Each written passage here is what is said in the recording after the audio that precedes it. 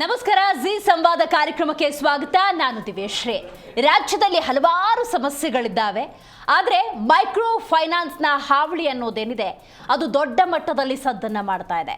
Micro ಫೈನಾನ್ಸ್ನಿಂದ ಸಾಲ ಸೋಲ ಮಾಡಿಕೊಂಡು ಬದುಕನ್ನು ಕಟ್ಕೊಳ್ಳೋಕೆ, ಕೃಷಿ ಚಟುವಟಿಕೆಗೆ, ಮಗಳ ವಿದ್ಯಾಭ್ಯಾಸಕ್ಕೆ, ಮಕ್ಕಳ ಮದುವೆಯ ಸಂದರ್ಭ, ಹೀಗೆ ನಾನಾ ಕಾರಣಗಳಿಂದ ಮೈಕ್ರೋ ಫೈನಾನ್ಸ್ನಲ್ಲಿ ಅದೆಷ್ಟೋ ಮಂದಿ ಸಾಲವನ್ನು ಪಡೆದುಕೊಂಡಿರ್ತಾರೆ. ರೈಟ್? ಅಸಲನ್ನ ಬಿಟ್ಟು ಬಡ್ಡಿ ಅಂದಾಗ ಚಕ್ರಬಡ್ಡಿಯು ತೀರಿ, ಮಗದೊಂದು ಸಾಲ, ಇದೆಲ್ಲದರ ನಡುವೆ ಅದೆಷ್ಟೇ ಬಡ್ಡಿ ಕಟ್ಟಿದ್ರು ಅಸಲು ಇನ್ನೂ ಉಳ್ಕೊಂಡಿದೆ. ಈ ರೀತಿಯ ಹಲವಾರು ಧೋರಣೆಗಳ ನಡುವೆ ಮೈಕ್ರೋ ಫೈನಾನ್ಸ್ಗಳಿಂದ ಸಾಲ ಪಡೆದುಕೊಂಡಂಥ ಹಲವರು ಆತ್ಮಹತ್ಯೆಗೆ ಶರಣಾಗ್ತಾ ಇದ್ದಾರೆ. ಈ ಕಳೆದ ಒಂದು 3-4 ತಿಂಗಳ ಅವಧಿ ಅಂತ ತಿಳ್ಕೊಳ್ಳಿ, ಬಹಳಷ್ಟು ಜನ ಸಾವಿಗೀಡಾಗ್ತಾ ಇದ್ದಾರೆ. ಸೊ ರಾಜ್ಯ ಸರ್ಕಾರ ಇದಕ್ಕೆ ಕಡಿವಾಣ ಹಾಕಲೇಬೇಕಾಯಿತು. ಹೇಗೆ? ಯಾಕಂದರೆ ಕಾನೂನಾತ್ಮಕವಾಗಿ ನಾವು ಈ ಪ್ರಕರಣಗಳನ್ನು ಗಮನಿಸಬೇಕಾಗತ್ತೆ. ಈಗ ಮೈಕ್ರೋ ಫೈನಾನ್ಸ್ ಅಂದಾಗ ಸಾಲವನ್ನು ಕೊಡೋದಕ್ಕೆ ಅವರೊಂದು ಅಧಿಕಾರವನ್ನು ಪಡ್ಕೊಳ್ತಾರೆ ಅನ್ನೋದಾದರೆ RBIನಿಂದ ಅವರು ಅನುಮತಿಯನ್ನು ಪಡ್ಕೊಳ್ಬೇಕು. Yes, well and fine. ಅದೆಲ್ಲವನ್ನು, ಆ ಪ್ರಕ್ರಿಯೆಗಳನ್ನು ಮುಗಿಸ್ಕೊಂಡೇ ಇಲ್ಲಿ ಮೈಕ್ರೋ ಫೈನಾನ್ಸ್ಗಳು ಫಿನಾನ್ಸನ್ನು ಮಾಡ್ತಾ ಇರ್ತವೆ ಅಥವಾ ಸಾಲವನ್ನು ಕೊಡ್ತಾ ಇರ್ತವೆ. ಯಾವಾಗಿದು ತಾರಕಕ್ಕೆ ಇರುತ್ತೆ ಆವಾಗ ಸಾಲ ಸೋಲ ಅನ್ನೋದು ಹೆಚ್ಚಾಯಿತು, ಆತ್ಮಹತ್ಯೆ ಅಂತ ಪ್ರಕರಣಗಳು ಸಂಭವಿಸ್ತವೆ. ಇದು ಒಂದು ಭಾಗ. ಆದರೆ ರಾಜ್ಯ ಸರ್ಕಾರ ಮುತುವರ್ಜಿಯನ್ನು ಈ ಸಂದರ್ಭದಲ್ಲಿ ತೆಗೆದುಕೊಳ್ಳಲೇಬೇಕು, ಇಲ್ಲಾಂದರೆ ಒಂಥರ ಅಡಕತ್ರಿಯಲ್ಲಿ ಸಿಕ್ಕಾಕೊಂಡಂತಹ ಸನ್ನಿವೇಶ. ರೈಟ್? ಸುಗ್ರೀವಾಜ್ಞೆಯ ಮೂಲಕ ಈ ಮೈಕ್ರೋ ಫೈನಾನ್ಸ್ನ ಹಾವಳಿಯನ್ನು ತಡೆಗಟ್ಟೋದಕ್ಕೆ ಸಿದ್ದರಾಮಯ್ಯ ನೇತೃತ್ವದ ಸರ್ಕಾರ ಮುಂದಾಗತ್ತೆ. ಆದರೆ ಅನುಮತಿ ಕೊಡಬೇಕಾಗಿರೋದು ಯಾರು? ರಾಜ್ಯಪಾಲರು ಥಾವರ್ ಚಂದ್ ಗೆಹ್ಲೋಟ್. ಈ ಸುಗ್ರೀವಾಜ್ಞೆಯ ಪ್ರಕ್ರಿಯೆಗೆ ಬ್ರೇಕ್ ಹಾಕಿದ್ದಾರೆ, ಅಂಗೀಕಾರವನ್ನು ಕೊಟ್ಟಿಲ್ಲ. ಹಾಗಾದರೆ ಯಾಕೆ? ರಾಜ್ಯಪಾಲರು ಕೊಟ್ಟಂತಹ ಕಾರಣಗಳೇನು? ರಾಜ್ಯ ಸರ್ಕಾರ ರಾಜ್ಯದ ಜನರ ರಕ್ಷಣೆಗೆ ಅದು ಹೇಗೆ ಹೋಗ್ತಾ ಇದೆಯೋ, ಸಾಲ ಕೊಡುವವರ ರಕ್ಷಣೆಯ ಬಗ್ಗೆ ಕೂಡ ಗಮನ ಹರಿಸಿದೆಯಾ? ಈ ಎಲ್ಲದರ ಬಗ್ಗೆ ಕೂಲಂಕುಷವಾಗಿ ಚರ್ಚೆಯನ್ನು ಮಾಡೋಣ. ನಾನು ದಿವ್ಯಶ್ರೀ.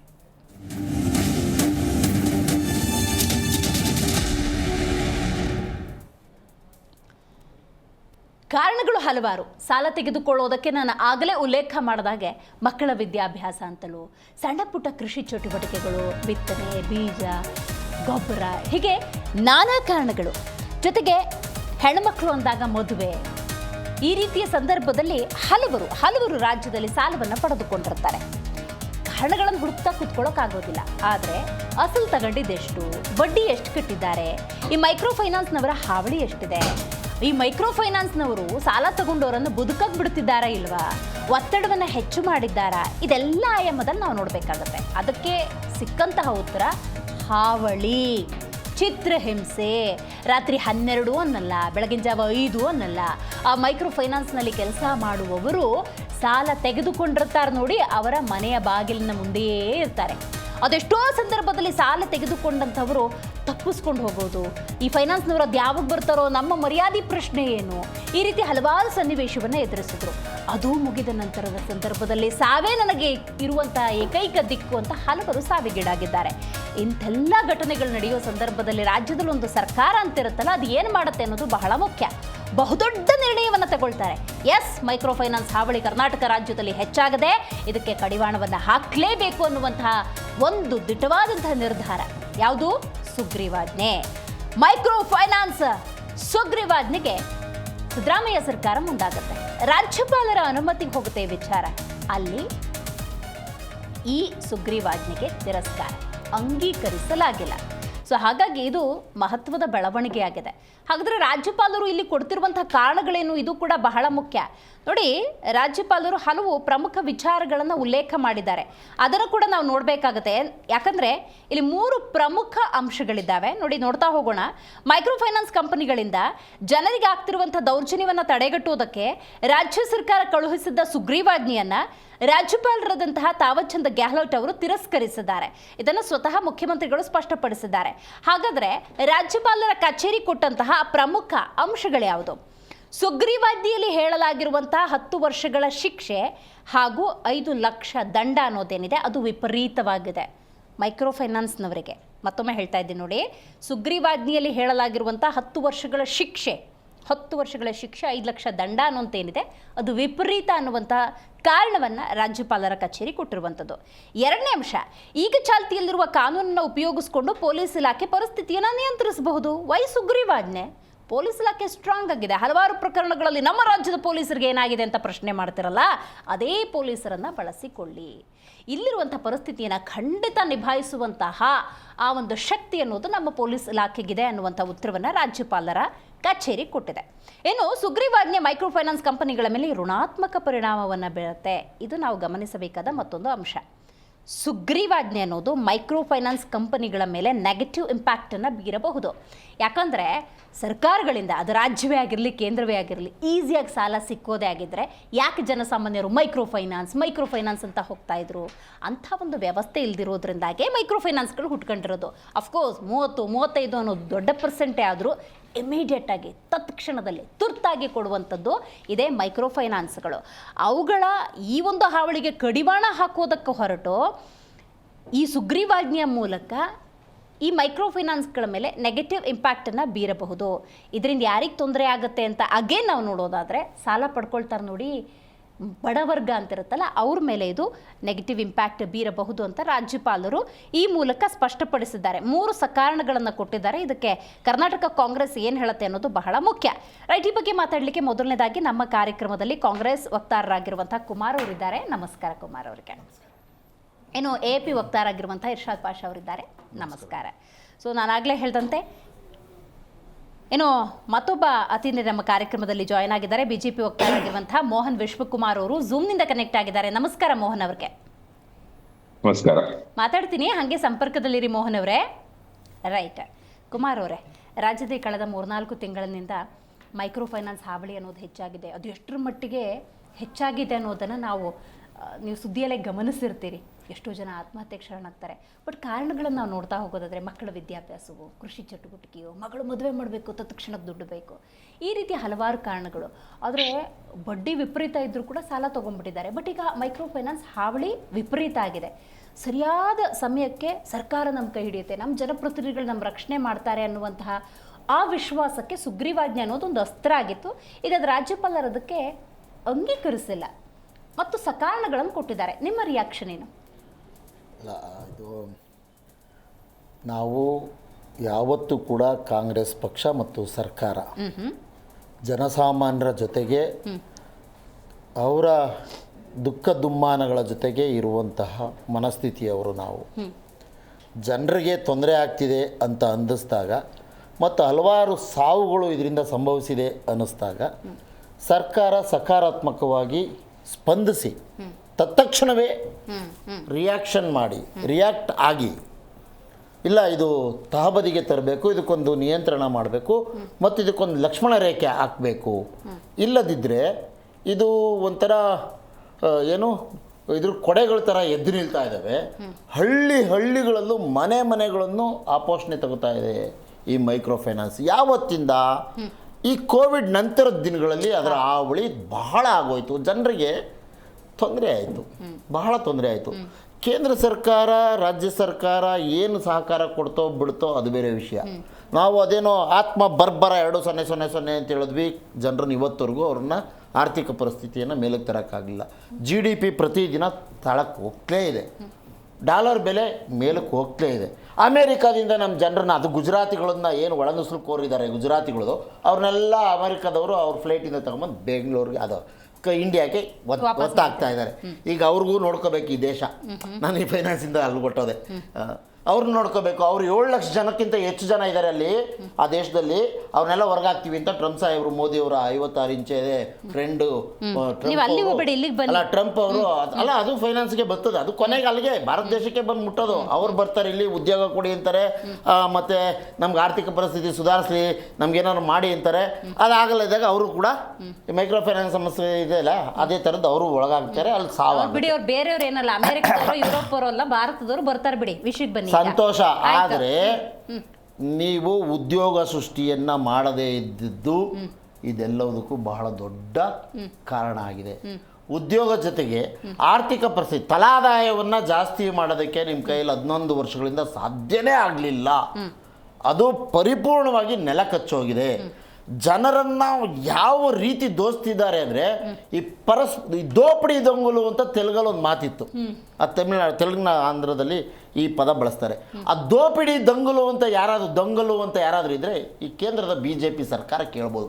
ನಿರ್ಮಲಾ ಸೀತಾರಾಮನ್ ಅವರು ಹಣಕಾಸಿನ ಮಂತ್ರಿಯಾಗಿ ರಾಜ್ಯದಿಂದ ಆಯ್ಕೆಯಾಗಿ ಹೋಗಿ ಅವರು ಅದು ಏನೇನು ಮಾಡ್ತಿದ್ದಾರೋ ಅದು ಏನೇನೋ ಅದು ತಳನೂ ಇಲ್ಲ ಬುಡನೂ ಇಲ್ಲ, ಅವರೇ ಅನ್ಕೊಳ್ಳೋದು ಒಂದು ಬಿಟ್ಟರೆ ಇನ್ಯಾವುದೇ ಜನರಿಗೆ ಅರ್ಥ ಆಗಿಲ್ಲ. 12 ಲಕ್ಷದ ಅದೇನು ಹೇಳಿದಾರಲ್ಲ ಅದು ಅಲ್ಲ ಅದು ಹುಟ್ಟ ಸುಳ್ಳದು. 4 ಲಕ್ಷದ ತನಕ ಮಾತ್ರ. 4ರಿಂದ 8ಕ್ಕೆ ಬೇರೆ ಇದೆ, ಸ್ಲಾಬ್ ಲೆಕ್ಕದಲ್ಲಿದೆ. 8ರಿಂದ 12ಕ್ಕೆ ಬೇರೆ ಸ್ಲಾಬ್ ಇದೆ. ಎಲ್ಲ ಸುಮ್ಮನೆ ಟೋಪಿ ಹಾಕೋದಕ್ಕೋಸ್ಕರ ಏನು ಬೇಕಾದ್ರೂ ಮಾತನಾಡ್ಬೋದು. ಅದ್ರ ಒಳ ಒಕ್ಕಿದ್ರೆ ಆ ಸ್ಲ್ಯಾಬ್ಗಳು ವಿಚಾರ ಬಂದಾಗ ಅವ್ರ ಮನೆ ಹಾಳಾಗೋದಂತೂ ಸತ್ಯ. ನಾನು ಒಪ್ಕೋತೀನಿ, 4 ಲಕ್ಷದ ಗಂಟೆ ರಿಪೋರ್ಟ್ ಕೊಟ್ಟಿದ್ದಾರಲ್ಲ ಅದನ್ನ ನಾನು ಅವ್ರಿಗೆ ಅಪ್ರಿಷಿಯೇಟ್ ಮಾಡ್ತೀನಿ, ಆಯ್ತಾ. ಆದರೆ ಮಹಿಳೆಯರಿಗೆ ಏನು ಕಾರ್ಯಕ್ರಮ ಕೊಟ್ಟಿದ್ದೀರಿ? ಏನೇನು ಇಲ್ಲ. ಮೈಕ್ರೋ ಫೈನಾನ್ಸ್ ಮಹಿಳೆಯರೇ ತಾನೆ micro finance madam, micro finance ತಗೋತಿದ್ದಾರೆ ಯಾರು? ಮಹಿಳೆಯರೇ ತಾನೆ. ಪುರುಷರು ಜಾಸ್ತಿ ತಗೋತಿದ್ದಾರಾ, ಮಹಿಳೆಯರು ಜಾಸ್ತಿ ತಗೋತಿದ್ದಾರಾ? ಆಯ್ತಪ್ಪ, ಸ್ತ್ರೀ ಸಂಘಗಳಿಗೆ ದುಡ್ಡು ಕೊಡ್ತಿದ್ದೀರಿ. ಅಲ್ಲಿಂದ ಇರ್ತಾರೆ ಮೈಕ್ರೋ ಫೈನಾನ್ಸ್. ಧರ್ಮಸ್ಥಳ ಸಂಘದವರು ದುಡ್ಡು ಕೊಡ್ತಿದ್ದಾರೆ, ಅದೇ ಮೈಕ್ರೋ ಫೈನಾನ್ಸ್. ನಾನೊಂದು ಹೇಳ್ತೇನೆ ಮೇಡಮ್, ಮೈಕ್ರೋ ಫೈನಾನ್ಸ್ ಹಳಿ ಹೆಂಗಾಗಿದೆ ಅಂದರೆ ಮಕ್ಕಳು ಮರಿ ಇಡೀ ಸಂಸಾರವೇ ನೇಣಾಕೊಂಡು ಸಾಯ್ಬೇಕು ಆ ಪರಿಸ್ಥಿತಿ ಬಂದ್ಬಿಟ್ಟಿದೆ. ಕೆಲವು ಕಡೆ ಕೊಟ್ಟಿರೋದು 10,000, 1,000 ಬಾಕಿ ಉಳಿಸ್ಕೊಂಡಿದ್ರು. 50,000 ಕೊಡಿ, 60,000 ಕೊಡಿ, ನಿಮ್ಮದು ಅಷ್ಟು ಬ್ಯಾಲೆನ್ಸ್ ಇದೆ ಅಂತ ಕುತ್ತಿಗೆ ಇಸುಕ್ತಾ ಇದ್ದಾರೆ. ಕರೆಕ್ಟ್. ಇದಕ್ಕೆ ಬನ್ನಿ, ಅದು ನೆನ್ನೆ ಒಂದು ಸಾವಾಗಿದೆ. ಅದೇ ವಿಷಯಕ್ಕೆ ನೆನ್ನೆ ಒಂದು ಸಾವಾಗಿದೆ. ಪ್ರಾಮಾಣಿಕವಾಗಿ ಅವರು ಈಗ ನಮ್ಮ ಸರ್ಕಾರಿ ಬ್ಯಾಂಕ್ಗಳು ಮತ್ತೊಂದು ಮಗದೊಂದು ಎಲ್ಲ ಫೈನಾನ್ಸ್ ಸಂಸ್ಥೆಗಳು ಸಾಲ ಕೊಡ್ತಾ ಇದೆ. ಅದು ಈ ಥರ ಎಲ್ಲೋ ಜೀವ ಹಿಂಡ್ತಾ ಇಲ್ಲ. ಮೈಕ್ರೋ ಫೈನಾನ್ಸ್ಗೆ ಏನಾದರೂ ಒಂದು ಕಡಿವಾಣ ಹಾಕಲೇಬೇಕು ಅಂತ ಕರ್ನಾಟಕ ಸರ್ಕಾರ ಪ್ರಾಮಾಣಿಕವಾದಂಥ ಹೆಜ್ಜೆ ಇಟ್ಟಿತ್ತು.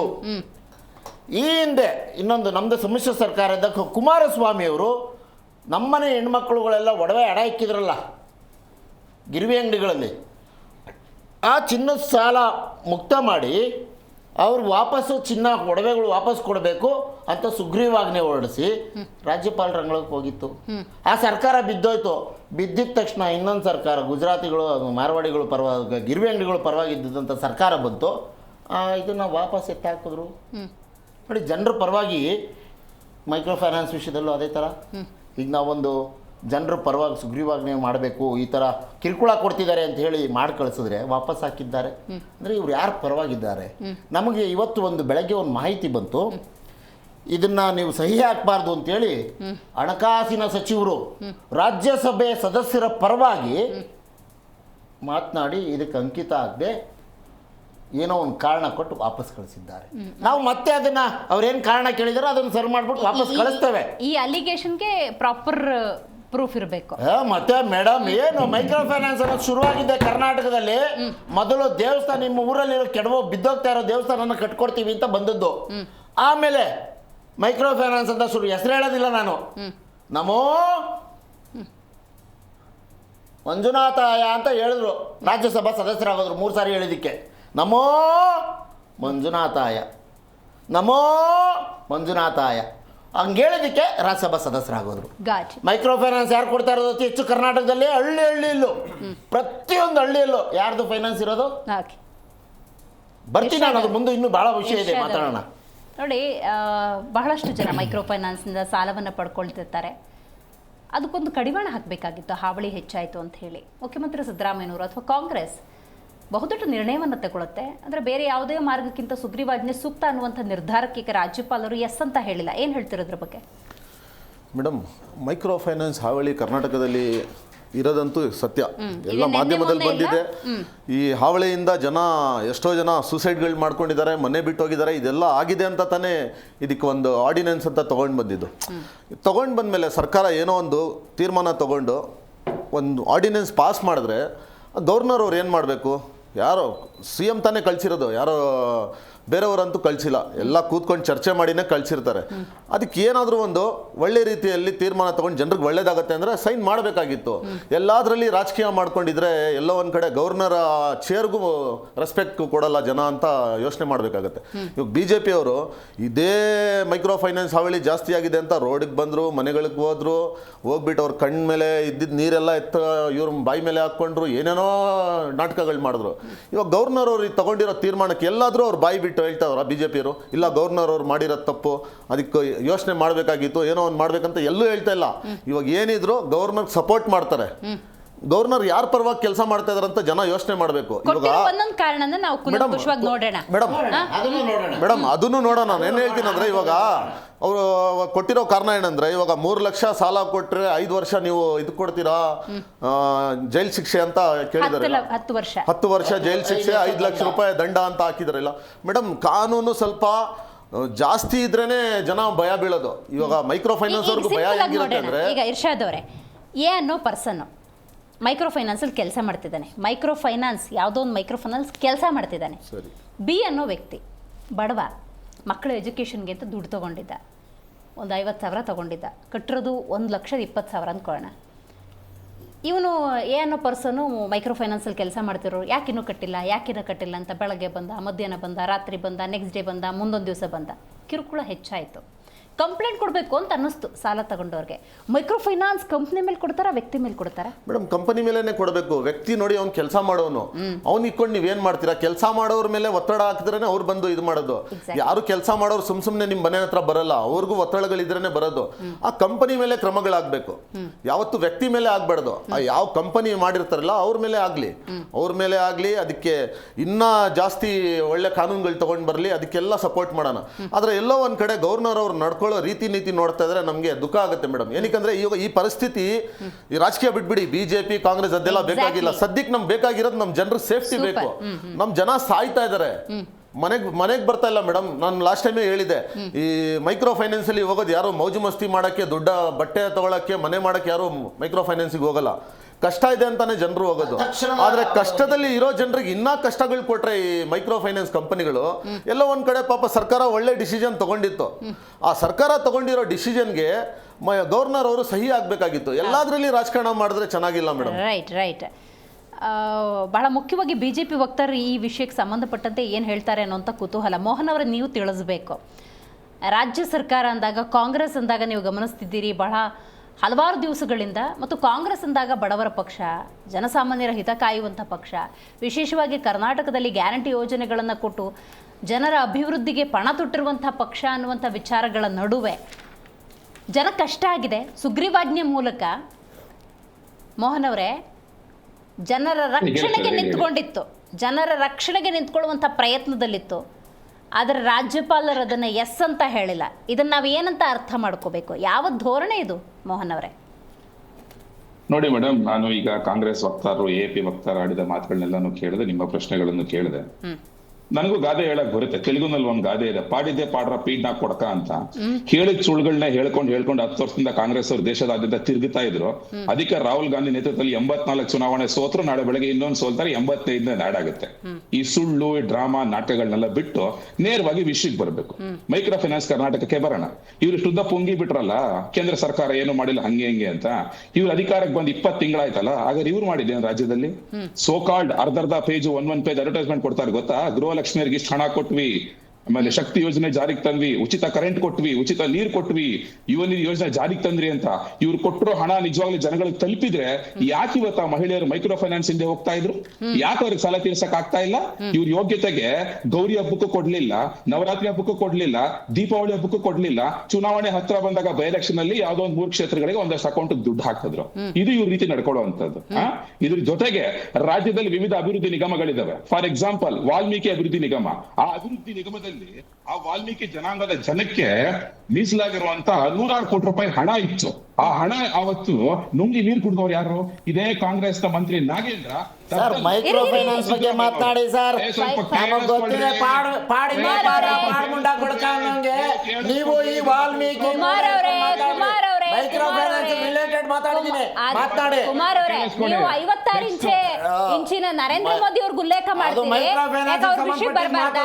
ನೋ ನೋ ನೋ ನೋ, ನೀವು ಫಸ್ಟ್ ರಿಯಾಕ್ಷನ್ ಕೊಡುವಾಗ ನೀವು ಸುಮ್ಮನಿರ್ಬೇಕು. ರೈಟ್, ಪ್ಲೀಸ್ ಕಂಟಿನ್ಯೂ ಮೋಹನ್ ಅವರೇ.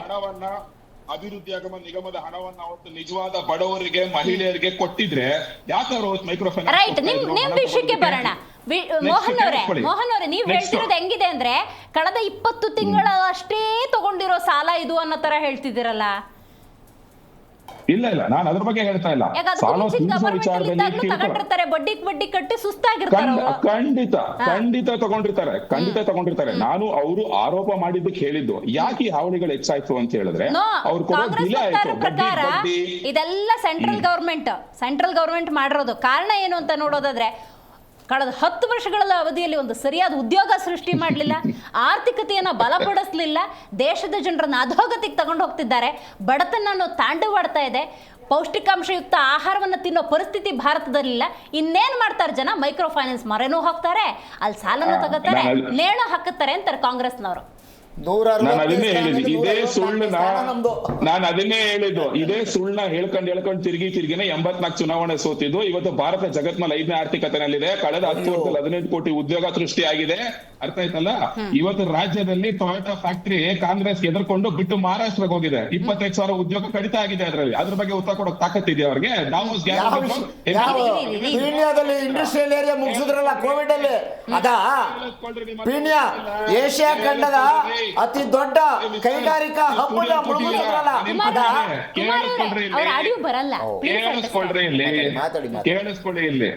ಕೇಳಿಸ್ಕೊಳ್ಳಿ.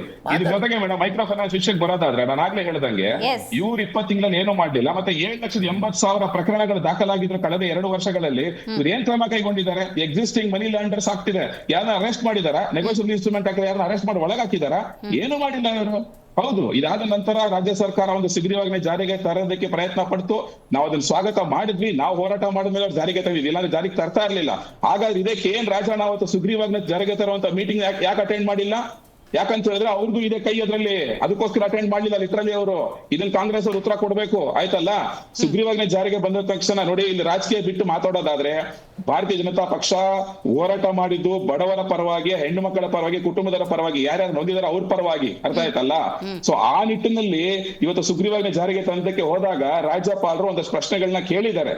ರಾಜ್ಯ ಸರ್ಕಾರ ಆದಷ್ಟು ಬೇಗ ಪ್ರಶ್ನೆಗಳಿಗೆ ಉತ್ತರ ಕೊಟ್ಟು ರಾಜ್ಯಪಾಲರನ್ನ ಭೇಟಿ ಮಾಡಿ ಇಬ್ರು ಕುತ್ಕೊಂಡು ಸೆಟ್ಲ್ ಮಾಡಿ ನಾವು ರಾಜ್ಯಪಾಲರನ್ನು ಆಗ್ರಹಿಸ್ತೀವಿ, ಆದಷ್ಟು ಬೇಗ ಇವ್ರಿಗೆ ನ್ಯಾಯ ಸಿಗುವಂತೆ ಮಾಡ್ಬೇಕಿದು. ಇಲ್ಲಿ ನಾವು ರಾಜಕೀಯ ಏನು ಮಾಡ್ತಾ ಇಲ್ಲ, ಲಿಟ್ರಲಿ ನಾವು ಹೇಳ್ತಾ ಇದೀವಲ್ಲ. ಅವ್ರ ಪ್ರಶ್ನೆಗಳನ್ನ ಕೇಳಿದರೆ ಅವ್ರು ರಿಜೆಕ್ಟ್ ಮಾಡಿಲ್ಲ, ಮತ್ತೆ ವಾಪಸ್ ಬನ್ನಿ ಅಂತ ಹೇಳಿ ನೋಡಿ ಲಾಸ್ಟ್ ಸೆಂಟೆನ್ಸ್ ಅಲ್ಲಿ ಬೇಗ ಉತ್ತರ ಕೊಟ್ಟು ಆದಷ್ಟು ಬೇಗ ನ್ಯಾಯ ಸಿಗುವಾಗ ಮಾಡ್ಲಿ. ನಾವು ರಾಜ್ಯಪಾಲರಿಗೂ ಅದನ್ನೇ ಆಗ್ರಹಿಸೋದು. ನಾವೇನು ವಿರೋಧ ಮಾಡ್ಕೊಂಡೆಲ್ಲ ಏನ್ ಕೂತಿಲ್ಲ, ಅದು ಲಿಟ್ರಲಿ ಅರ್ಥ ಆಯ್ತಲ್ಲ? ನಾವೇ ಹೋರಾಟ ಮಾಡಿದವತ್ತು, ನಾವೇ ಧ್ವನಿ ಎತ್ತಿದ್ದು ಮೈಕ್ರೋ ಫೈನಾನ್ಸ್ ಹಾವಳಿಗೊಳಗೋದ್ರ ಪರ. ಕಾಂಗ್ರೆಸ್ ಅವರ ಹಾವಳಿ ಎತ್ತಿಲ್ಲ. ನಾನು ಆಗ್ಲೇ ಹೇಳ್ದಂಗೆ ಇವ್ರು ಯೋಜನೆಗಳನ್ನ ಸರಿಯಾಗಿ ಜಾರಿಗೆ ತಂದಿಲ್ಲ. ನೀವೇ ನೋಡಿದ್ರಿ, ರೀಸೆಂಟ್ ಆಗಿ ಮಾಧ್ಯಮಗಳೇ ವರದಿ ಮಾಡಿದ್ರು. ಎಷ್ಟು ಅಭಿವೃದ್ಧಿ ನಿಗಮ ಮಂಡಳಿಗಳಿದಾವೆ ಇವತ್ತು ರಾಜ್ಯದಲ್ಲಿ. ಒಕ್ಕಲಿಗರ ಅಭಿವೃದ್ಧಿ ನಿಗಮ ಮಂಡಳಿ ಇದೆ, ಲಿಂಗಾಯತರ ಅಭಿವೃದ್ಧಿ ನಿಗಮ ಮಂಡಳಿ ಇದೆ, ಆರ್ಯವೈಶ್ಯ ಅಭಿವೃದ್ಧಿ ನಿಗಮ ಮಂಡಳಿ ಇದಾವೆ, ಗೊಲ್ಲರ ಒಂದು ಅಭಿವೃದ್ಧಿ ನಿಗಮ ಮಂಡಳಿ ಇದೆ. ಹಣನೇ ಕೊಟ್ಟಿಲ್ಲ ಆಯ್ತಲ್ಲ? ಇವರು ಹಣ ಬಡವರಿಗೆ ಹಣ ಯಾಕೆ ಇವತ್ತು ಇವರು ಬಗ್ಗೆ ಉತ್ತರ ಕೊಡ್ಲಿ?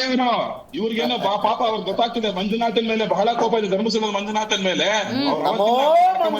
ಯಾಕಂದ್ರೆ ಮೀನ್ ತಿಂತ ಸಿದ್ದರಾಮಯ್ಯನವರು ಮೀನ್ ತಿನ್ಕೊಂಡು ಧರ್ಮಸ್ಥಳಕ್ಕೆ ಹೋದವರು, ಅವ್ರಿಗೆ ಯಾವತ್ತೂ ಅಷ್ಟು ದೇವ್ರ ಮೇಲೆ ನಂಬಿಕೆ ಇಲ್ಲ. ಬಿಜೆಪಿ ಆಗಿ ಅದು ಜೀನ ದೇವಾಲಯ, ಇತಿಹಾಸ ಕೇಳಿತೀನಿ ಆಮೇಲೆ ನಾನು. ಜೀನ ದೇವಾಲಯ ಅದು.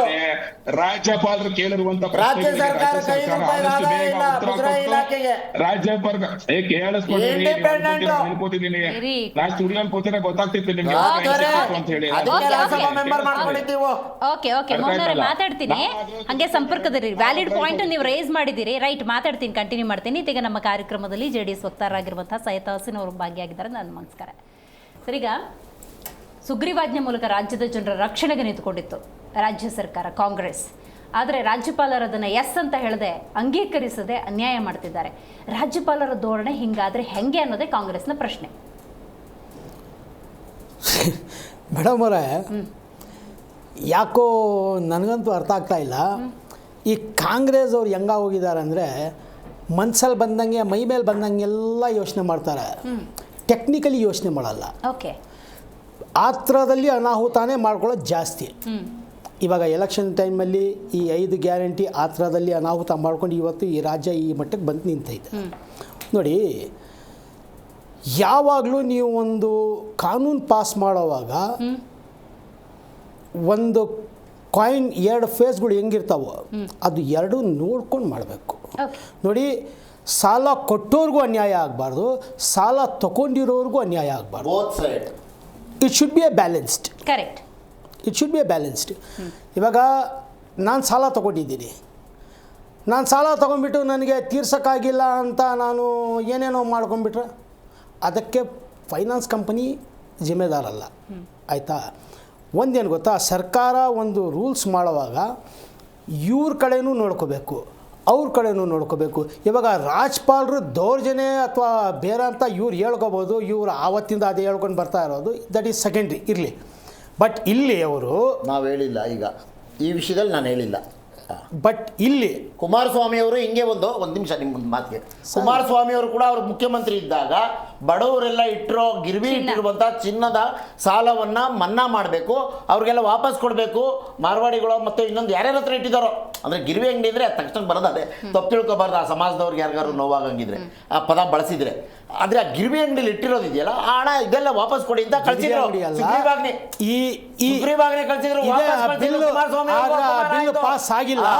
ಬಿಲ್ ಪಾಸ್ ಆಗಿಲ್ಲ. ಅದೇ ನಾನು ಅದೇ ತರ ಇದು ಒಂದೇನು ಗೊತ್ತಾ ಮೇಡಮ್, ಅಷ್ಟೆಲ್ಲ ಇವ್ರ ಅಧಿಕಾರ ಹೋಯ್ತಲ್ಲ. ಒಂದೇನು ಗೊತ್ತಾ ಮೇಡಮ್, ಸರ್ಕಾರ ಮಾಡೋವಾಗ ನೋಡ್ಕೊಂಡು ಮಾಡಬೇಕು. ಇವಾಗ ಇವರು 5 ಲಕ್ಷ ಪೆನಾಲ್ಟಿ, 10 ವರ್ಷ ಜೈಲು ಯಾವ ಲೆಕ್ಕದಿಂದ? ನೋಡಿ, ಇವಾಗ ನಾನು ಒಂದು ಸಣ್ಣದು ಆ್ಯಡ್ ಮಾಡ್ತೀನಿ. ನೋಡಿ, ಕುಮಾರಸ್ವಾಮಿ ಅವ್ರಿಗೂ ಹಂಗೆ ಹೇಳಿ ಕಳಿಸಿದ್ದಾರೆ, ಇಲ್ಲಿ ಸಿದ್ದರಾಮಯ್ಯ ಸರ್ಕಾರಕ್ಕೂ ಹಂಗೆ ಹೇಳ್ತಿದ್ದಾರೆ. ಯಾರು ಪರವಾಗಿದ್ದಾರೆ? ಕುಮಾರಸ್ವಾಮಿ ಅವ್ರ ವಿಚಾರದಲ್ಲಿ ಆ ಬಿಲ್ ಪಾಸ್ ಆಗೋ ಅಷ್ಟರಲ್ಲಿ ಅಧಿಕಾರದಿಂದ ಇಳ್ಕೊಂಡ್ಬಿಟ್ರು, ಅದಕ್ಕೆ ಅದು ಡಸ್ಟ್ಬಿನ್ಗೆ ಹೊಂಟೋಯ್ತು. ಆಯ್ತಾ? ಇವಾಗ ಒಂದು ವಿಚಾರ ಹೇಳ್ತೀನಿ ಕೇಳಿ.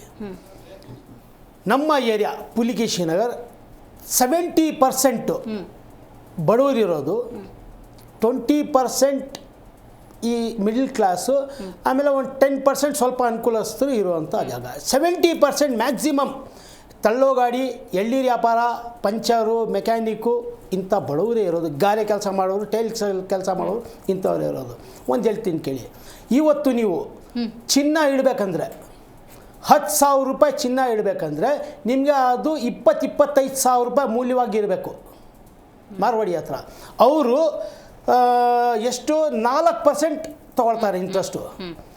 10,000ಕ್ಕಿಂತ ಜಾಸ್ತಿ ಆದರೆ 3% ಹಿಂಗಿದೆ.